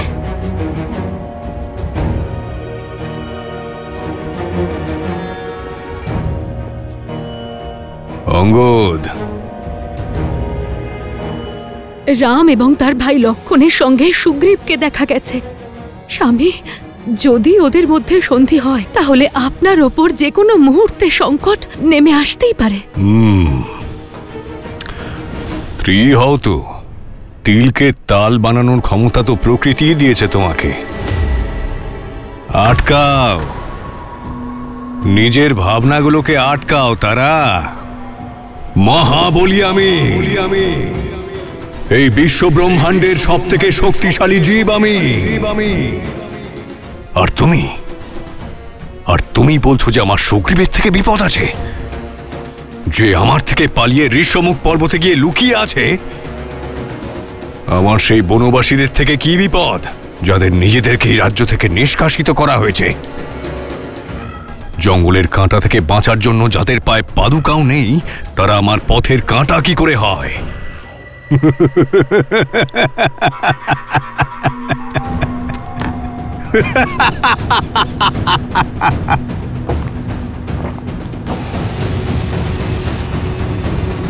যে নিজে হেরে গেছে সে আমায় কি করে হারায়? সন্ধি রাজায় রাজায় হয়, রাজ্যের মধ্যে হয়, ভিক্ষুকদের মধ্যে নয়। একজন কিষ্কিন্ধা থেকে পালিয়ে আসা ভীতু, আর আরেকজন অযোধ্যা থেকে নিষ্কাশিত করে দেওয়া বনবাসী। ওর কাছে না আছে কোনো রাজ্য, আর না রাজা বলার মতো প্রজা। এই সন্ধি আমার কিচ্ছু করতে পারবে না।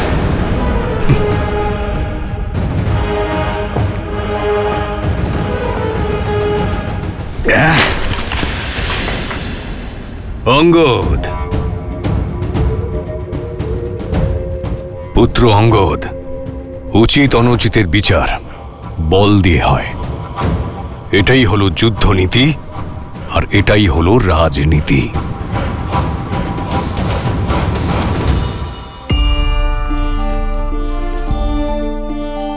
মহারাজ সুগ্রীব, রাজার ধর্ম হলো প্রজাদের রক্ষা করা, আর সৈন্য হলো ধর্ম রক্ষার শক্তি।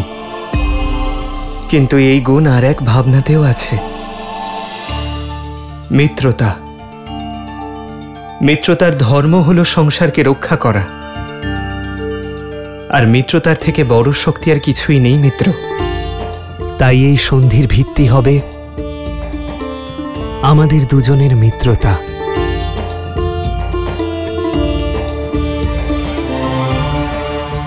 মিত্রতা এমন এক বন্ধন যা সব সম্পর্কের থেকে ঊর্ধ্বে।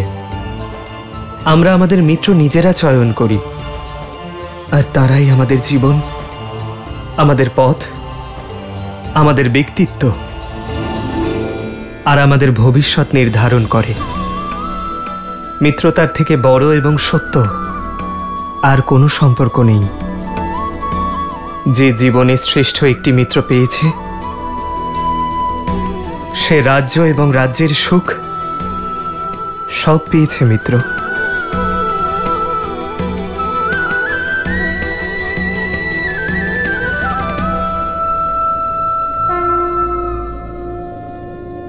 আমি মহারাজ দশরথের পুত্র রঘুবংশী রাম প্রতিজ্ঞা করছি যে আমার মিত্র সুগ্রীবকে তার রাজত্ব, তার স্ত্রী এবং তার সম্মান অবশ্যই ফিরিয়ে দেব, আর বালিকে মৃত্যুদণ্ড দিয়ে তার পাপের বিনাশ করব।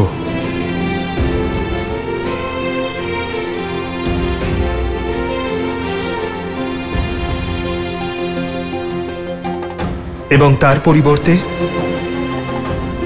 সুগ্রীবের কাছে না আমার কিছু আশা আছে আর না কোনো চাহিদা। প্রভু শ্রীরামের জয়! প্রভু শ্রীরামের জয়! আপনি ধন্য প্রভু, আপনি ধন্য।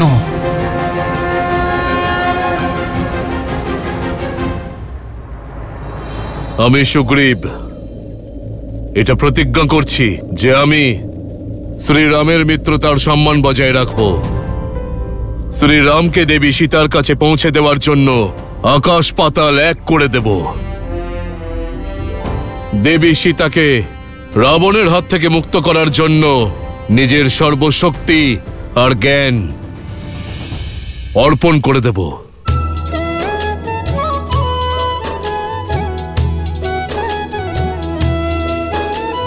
तब हनुमंत उभय दिशि की सब कथा सुनाई, पावक साखी दे करी जोरी प्रीत दृढ़ाई।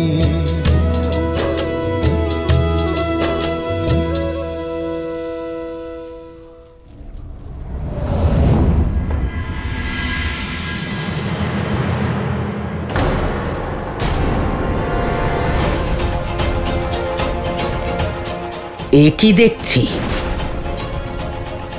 লঙ্কেশের কাছ থেকে ও সুরক্ষিত ফিরে এলো। কি রহস্য থাকতে পারে? এই কক্ষে যাওয়ার পর মহাবলী লঙ্কেশের সঙ্গে শাস্ত্র আলোচনা করার পর কেউ কখনো ফিরে আসে না, কিন্তু তুমি আমাদের না দেখার ভান করো না, আমাদের প্রশ্নের উত্তর দাও।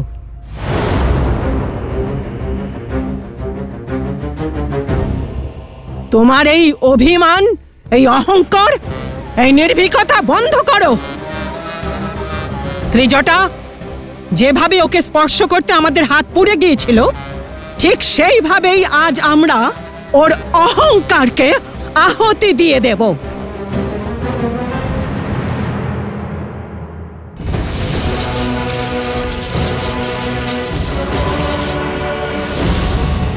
বলো, আজ থেকে তুমি আমাদের সব কথা সব সময় শুনবে। কথা দাও, না হলে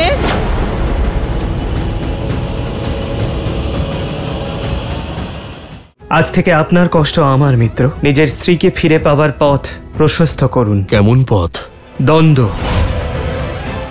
আপনি বালিকে দ্বন্দ্বযুদ্ধের জন্য আমন্ত্রণ জানাবেন।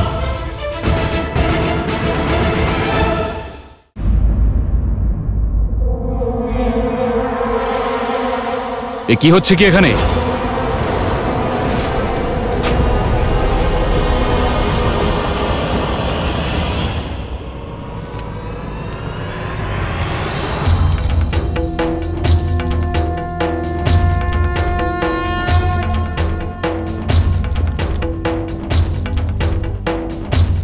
বিষ্ণু তিলক?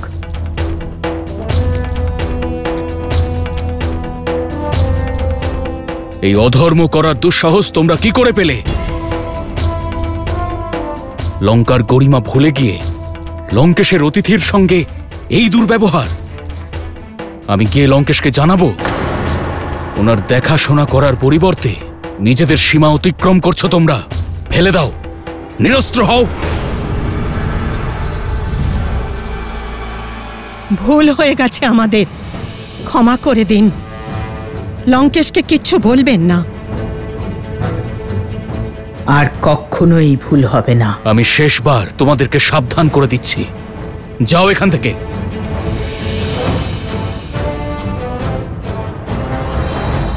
দেবী, এদের পক্ষ থেকে আমি ক্ষমা চাইছি। আমি লঙ্কেশের অনুজ বিভীষণ, আপনি যে কষ্ট পেলেন তার জন্য আমি ক্ষমা চাইছি। আসুন, আপনাকে আপনার স্থানে পৌঁছে দিচ্ছি। আমার স্থান আমার শ্রীরামের কাছে। আপনি কি সেখানে নিয়ে যেতে পারবেন?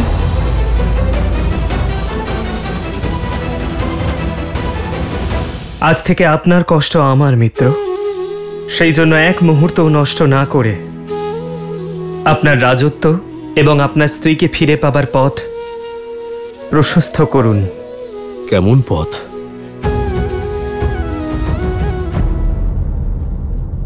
অন্যায়ের বিরুদ্ধে যুদ্ধ করার একটি পথ মিত্র, দ্বন্দ্ব।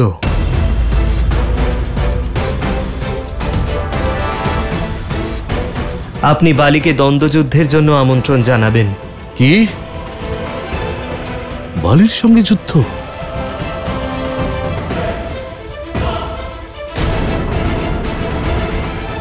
যে জ্ঞানের দ্বারা সীতাকে লাভ করা যায় না, সেই জ্ঞানের কোনো প্রয়োজন নেই। আমি লঙ্কেশ দশানন রাবণ আজ শপথ করছি, সীতা আমার অবশ্যই হবে। আপনি জানেন না শ্রীরাম মহাবলশালী সে। বালিকে হত্যা করা তো দূর, আমি ওর সামনে কিছুক্ষণ দাঁড়াতেও পারবো না। যদি আমি ওকে যুদ্ধে পরাজিত করতে পারতাম, তাহলে এই জঙ্গলে এইভাবে কেন লুকিয়ে থাকতাম? আমি ভাবতে পারিনি যে আপনি আমাকে আত্মহত্যার পরামর্শ দেবেন। শ্রীরাম, আপনি আমাকে বালিকে হত্যার প্রতিশ্রুতি দিয়েছেন, আর এখানে আপনি ওর হাতে আমার বধ করাতে চাইছেন। আমার দেওয়া প্রতিশ্রুতি মনে আছে মিত্র, কিন্তু আপনি আপনার আত্মশক্তি ভুলে গিয়েছেন। কোথায় সেই সুগ্রীব যে বালির অনুপস্থিতিতে সমগ্র কিষ্কিন্ধাকে সামলাত? মিত্র কেবল তাকেই সহায়তা করে যে সংঘর্ষকে ভয় পায় না, বরং তাতে অংশগ্রহণ করে। এই যুদ্ধ আপনার মিত্র, আর নিজের যুদ্ধ যে নিজে লড়ে না, তার হাত তো স্বয়ং নারায়ণও ধরেন না। প্রথম পদক্ষেপ এগিয়ে দিন, বালিকে যুদ্ধের জন্য আহ্বান করুন, আর রঘুকুলের বংশধরের দায়িত্ব পালন তার উপরেই ছেড়ে দিন।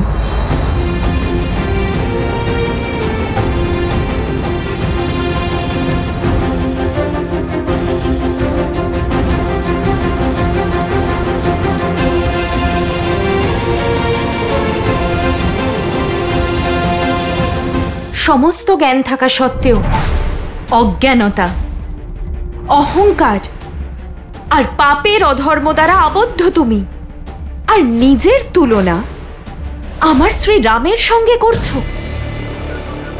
এখানে কাল তাণ্ডব করবে রাবণ। নিয়ে চলো আমাকে আমার শ্রীরামের কাছে, ক্ষমা চাও ওনার থেকে। উনি তোমাকে প্রাণ ভিক্ষা অবশ্যই দেবেন।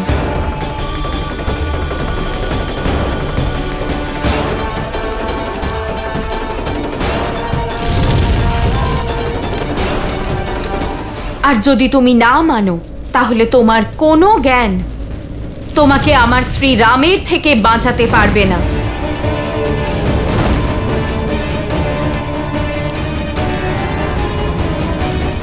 দিন গোনা শুরু করে দাও রাবণ, কারণ আমার শ্রীরাম আসছেন। আমি লঙ্কেশ দশানন রাবণ এই শপথ করছি যে একদিন সীতা আমার অবশ্যই হবে। ক্ষমা করুন আমাকে, কিন্তু যে জ্ঞানের দ্বারা সীতাকে লাভ করা যায় না, সেই জ্ঞানের আমার কোনো প্রয়োজন নেই।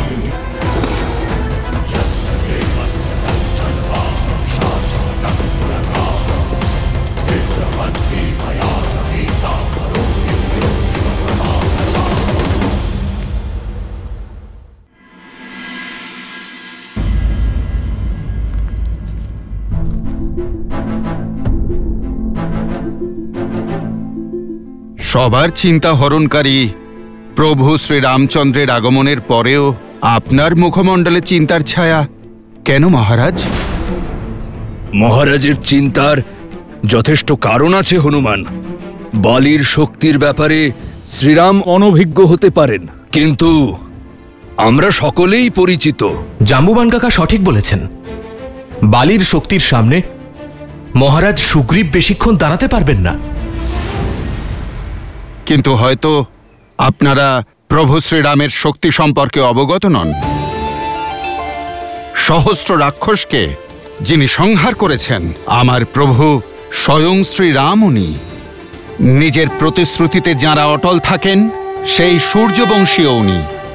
ওনার প্রতিশ্রুতি কখনো ব্যর্থ হতে পারে না। আচ্ছা জাম্ববান মশাই, আপনি বলুন, আমার বুদ্ধি আর শক্তির উপর কোনো সন্দেহ নেই তো আপনার? মহারাজ, আমার সামর্থ্য তো আমার প্রভুর চরণধূলির থেকেও তুচ্ছ। আমার শক্তির স্রোত আমার প্রভু শ্রীরামের ভক্তি থেকেই আসে, যার কৃপায় আমি বলশালী। ওনার শক্তি নিয়ে সন্দেহ উচিত নয় মহারাজ। হনুমান, তোমার শক্তি আর ভক্তি দুটোতেই নিজের থেকেও বেশি বিশ্বাস আছে আমার। কিন্তু আমার আশঙ্কার কারণ হল বালির অসীম ক্ষমতা। সেই বালি যার নামে ত্রিলোক থরথর করে কাঁপে, সহস্রবাহুকে পরাজিত করেছে, অনেক বড় বড় রাক্ষসকে বধ করেছে বালি। তার সঙ্গে যেই যুদ্ধ করে তার অর্ধেক শক্তি হরণ করে নেয় বালি। এইভাবে সে সব শত্রুর থেকে অধিক বলশালী হয়েছে। শ্রীরাম আর লক্ষণের মতন যোদ্ধা কিভাবে যুদ্ধ করবে তার সঙ্গে? কিভাবে তার সামনে দাঁড়াবে তারা? আমার দাদা শ্রীরামের সামর্থ্য নিয়ে প্রশ্ন করার আগে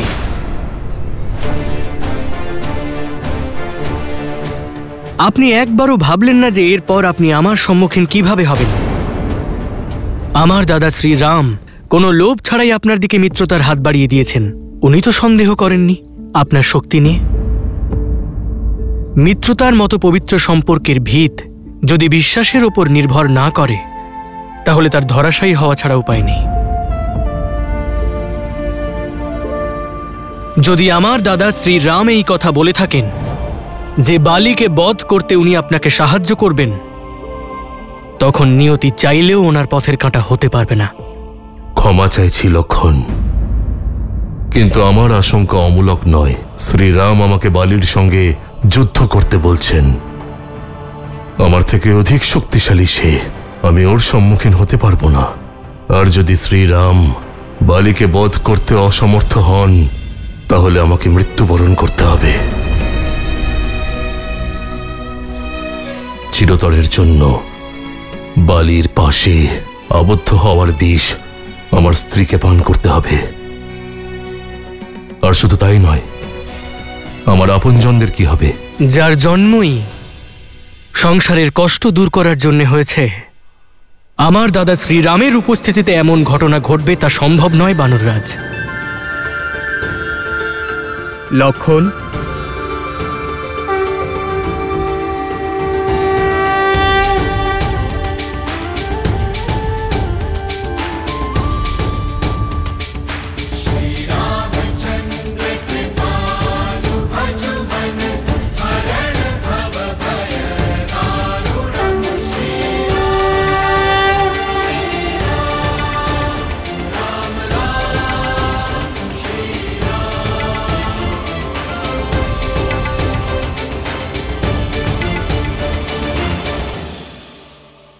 একজন মিত্রের আশঙ্কা দূর করার দায়িত্ব আরেকজন মিত্রের। আর আশঙ্কা ভয় দেখিয়ে নয়, বুঝিয়ে দূর করতে হয়।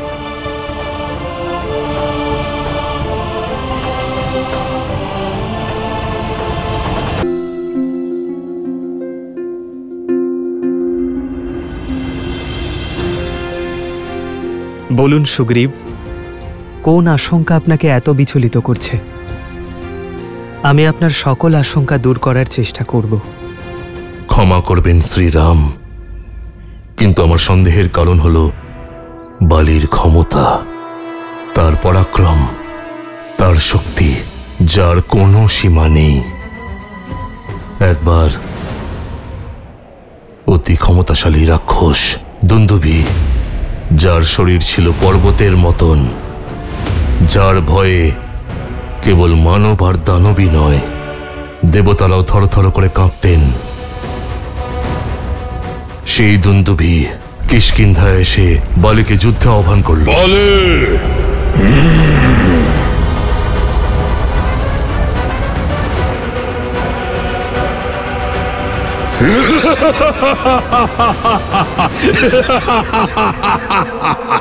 তাহলে তুমি বালি, আমার এখানে আসা ব্যর্থ হলো। শুনেছিলাম তুমি অনেক বলশালী, কিন্তু তোমায় দেখে তো মনে হচ্ছে তোমায় যুদ্ধের জন্য আহ্বান করাই আমার অপমান। এসো যুদ্ধ করো, তাহলে সত্যি কোনটা আর মিথ্যে কোনটা সেটা বুঝতে পারবে।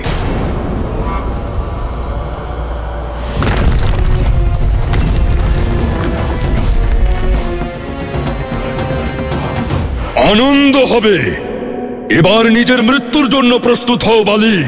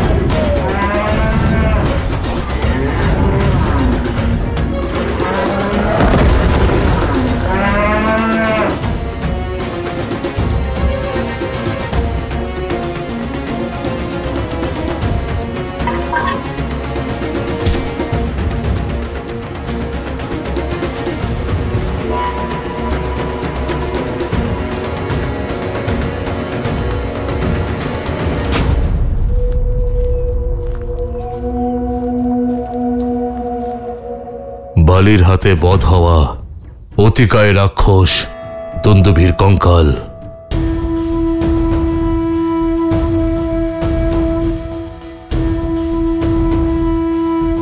বহু বছর ধরে আজও এই ঋষ্যমুখ পর্বতেই পড়ে আছে। আজও কারোর মধ্যে এত সাহস, এতটা সামর্থ্য হয়নি যে একে বিন্দুমাত্র নড়াতে পারে, না একা আর না সমূহে। ভেবে দেখুন, যার কঙ্কাল এত ক্ষমতাশালী, সেই দুন্দুভি কতটা ক্ষমতাশালী ছিল।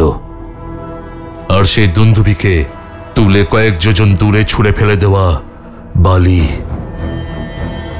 কতটা শক্তিশালী হতে পারে। মহারাজ, আপনি আমার প্রভুর উপর বিশ্বাস রাখুন। উনি আপনার প্রতিটি সমস্যার সমাধান করবেন।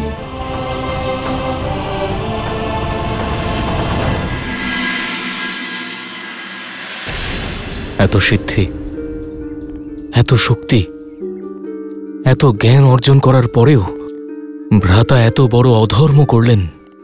একজন পতিব্রতা নারী, একজন পরাক্রমী পুত্র, এত সুন্দর রাজ্য থাকার পরেও অন্যের স্ত্রীর উপর কুদৃষ্টি দেওয়ার অধর্ম করেছেন আমার ভ্রাতা। আর এই অপরাধের জন্য আমি ক্ষমা চাইছি।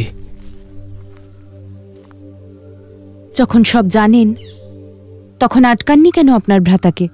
আমি নিরুপায় দেবী। আমার ভ্রাতা জেদি, সে নিজের জেদ ত্যাগ করবে না। আর আমি আমার ধর্ম, আমি প্রতিজ্ঞা করেছিলাম যে আমি আমার ভ্রাতাকে ধর্মের পথে নিয়ে আসার চেষ্টা করে যাব সারা জীবন। তাই আমি ওনার সাথে আছি এবং সর্বদা থাকব। ধর্মো রক্ষতি রক্ষিতা। আপনি নিজের ভ্রাতাকে সঙ্গ দিয়ে ধর্মের পথে আনতে চেয়েছিলেন, কিন্তু ওনাকে সঙ্গ দিয়ে আপনি নিজে অধর্মের পথে চলে যাচ্ছেন না তো? না চাইতেও আপনার বেছে নেওয়া পথ দূষিত হয়ে যাচ্ছে না তো? কারণ ধর্ম সর্বদা ন্যায়ের পক্ষেই থাকে, অন্যায়ের পক্ষে নয়। আপনার ভ্রাতাকে আপনার সঙ্গ দেওয়া কখনোই ধর্ম নয়, ভয় থেকে উৎপন্ন অসহায়তা। আর এই অসহায়তা আপনার ভ্রাতাকে রক্ষা করবে না, ওনার বিনাশ ঘটাবে। দেবী, আমার হৃদয়ে শুধু সত্য বাস করে। আমি জানি যে আমার ভ্রাতা অধার্মিক, কিন্তু সত্যকে হৃদয়ে নয়, আচরণে প্রকাশ করতে হয়। সত্যের নির্বাহন কর্ম আর প্রতিশ্রুতি দ্বারা করতে হয়, যেমন আমার শ্রীরাম করেন। সত্যের বোধ থাকা সত্ত্বেও নিজের ভ্রাতার অন্যায়কে সমর্থন করছেন আপনি। তাহলে তো আপনিও অপরাধী হলেন, তাই না? আপনি ক্ষমা চেয়েছেন, আমি ক্ষমা করে দিলাম, কিন্তু আপনার ধর্ম কি আপনাকে ক্ষমা করবে?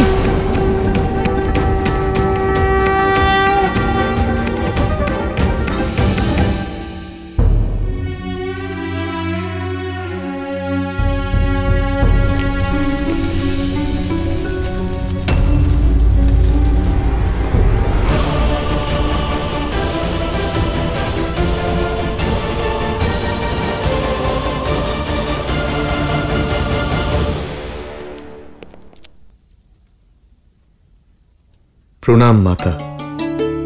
মেঘনাদ, এই জ্বলন্ত প্রদীপগুলো তো মন্দিরের শোভা আরো বৃদ্ধি করেছে। অগ্নির অনেক শক্তি পুত্র।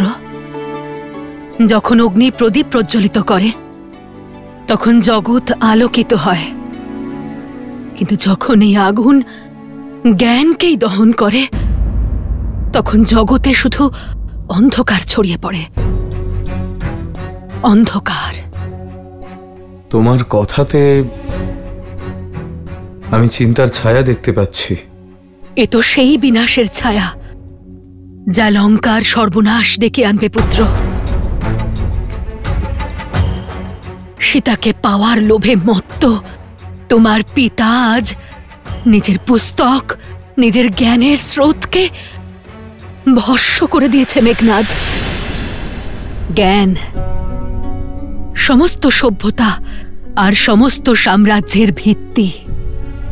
সেই জ্ঞান ভস্ম হয়ে যাওয়া মানে আসন্ন অন্ধকার আর সর্বনাশের ইঙ্গিত। মাতা, তুমি চিন্তা করছো কেন? পিতা তো রয়েছেন, উনি লঙ্কার কোনো ক্ষতি হতে দেবেন না। উনি সূর্যের মতো, ওনার তেজকে কখনো কেউ প্রতিহত করতে পারবে না। বেশিক্ষণ যদি সূর্যের দিকে তাকিয়ে থাকো না পুত্র, তাহলে অন্য কিছু দেখার আর যোগ্য থাকবে না তোমার এই চোখ।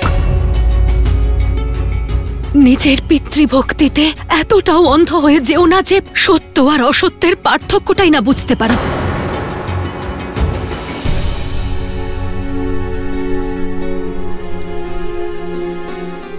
এই প্রদীপটা জ্বালাও মেঘনাদ।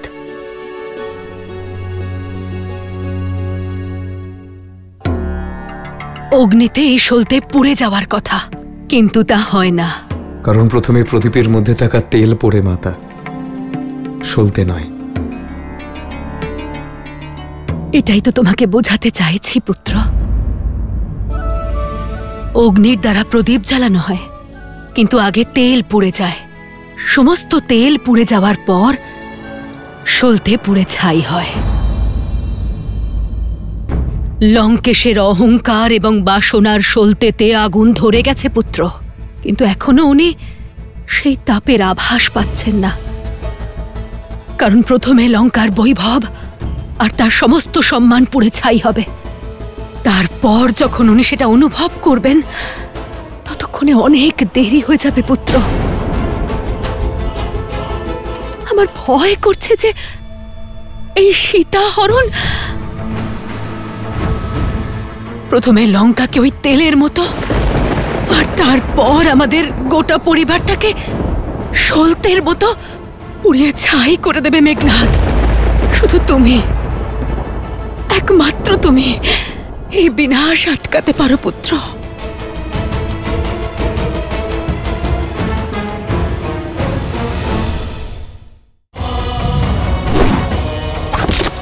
আমাকে ক্ষমা করবেন শ্রীরাম, আপনাকে সন্দেহ করার মতো মহাপাপ করেছি আমি। আমার ভালো লাগছে এটা ভেবে যে আপনার আশঙ্কা দূর করতে পেরেছি। আগামীকাল আপনি বালিকে যুদ্ধের জন্য আহ্বান জানাবেন। দেখুন এ কেমন মায়া। এই কঙ্কালের বিলীন হয়ে যাওয়া উচিত ছিল, কিন্তু এতগুলো বছর কেটে যাওয়ার পরেও এটা যেমনকার তেমনই পড়ে আছে।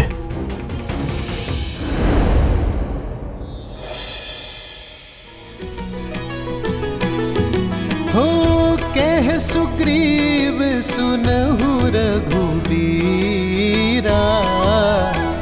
बाली महाबल अति रणधीरा।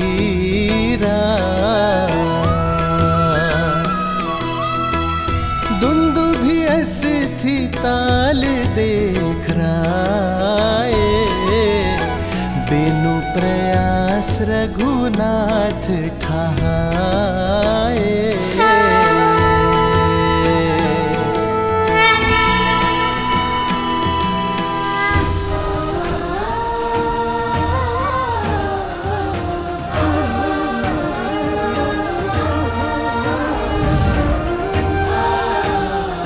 প্রভু শ্রীরামচন্দ্রে প্রভু শ্রীরামচন্দ্রে প্রভু শ্রীরামচন্দ্রে জয়।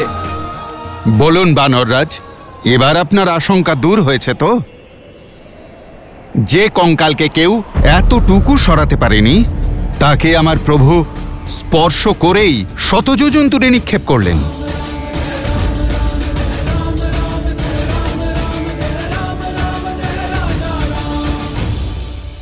মনে হচ্ছে যে আপনার চিন্তা আরো বড় মিত্র। আপনার বাহুবলের পরিচয় আমি পেয়ে গিয়েছি, কিন্তু বালির ক্ষমতার সঙ্গে আপনি এখনো অপরিচিত। ধনুর্বিদ্যায় পারদর্শী সে, এতটাই দক্ষ সে যে যুদ্ধভূমিতে দেখে মনে হয় বালি যেন 10 দিক থেকে একসঙ্গে প্রহার করছে।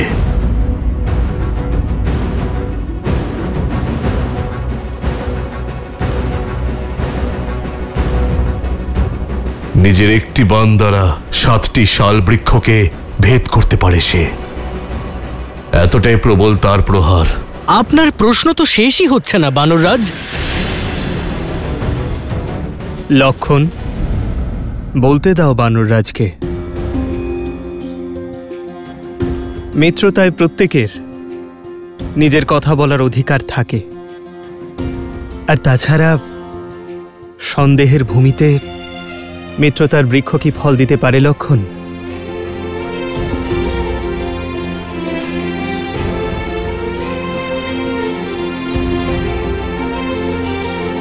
আমি আপনার এই সন্দেহ দূর করতেও প্রস্তুত মিত্র।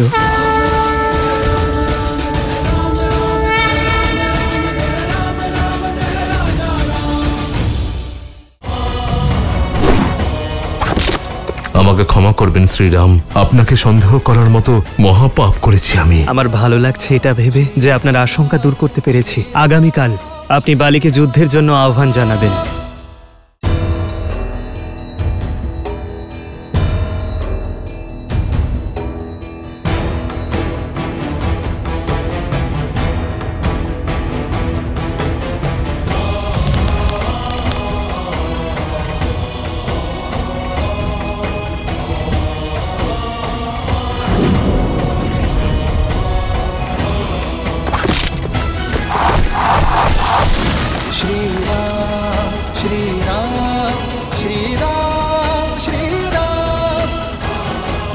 প্রভু শ্রীরামচন্দ্রে প্রভু শ্রীরামচন্দ্রে প্রভু শ্রীরামচন্দ্রে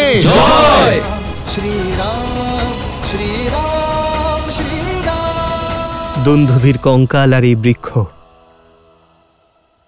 দেখে যা মনে হয় তা নয়।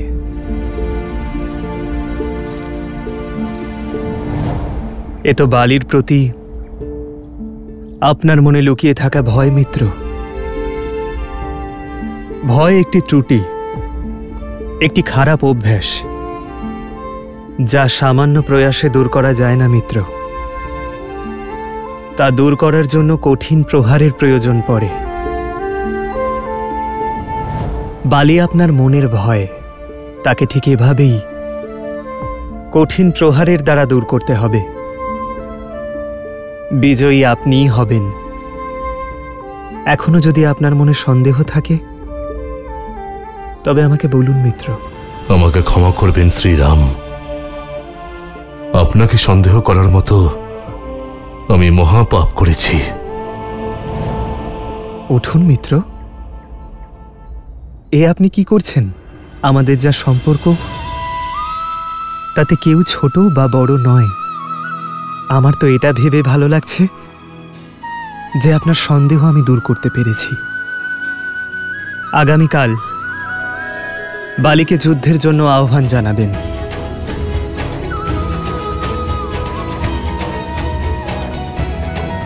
শ্রী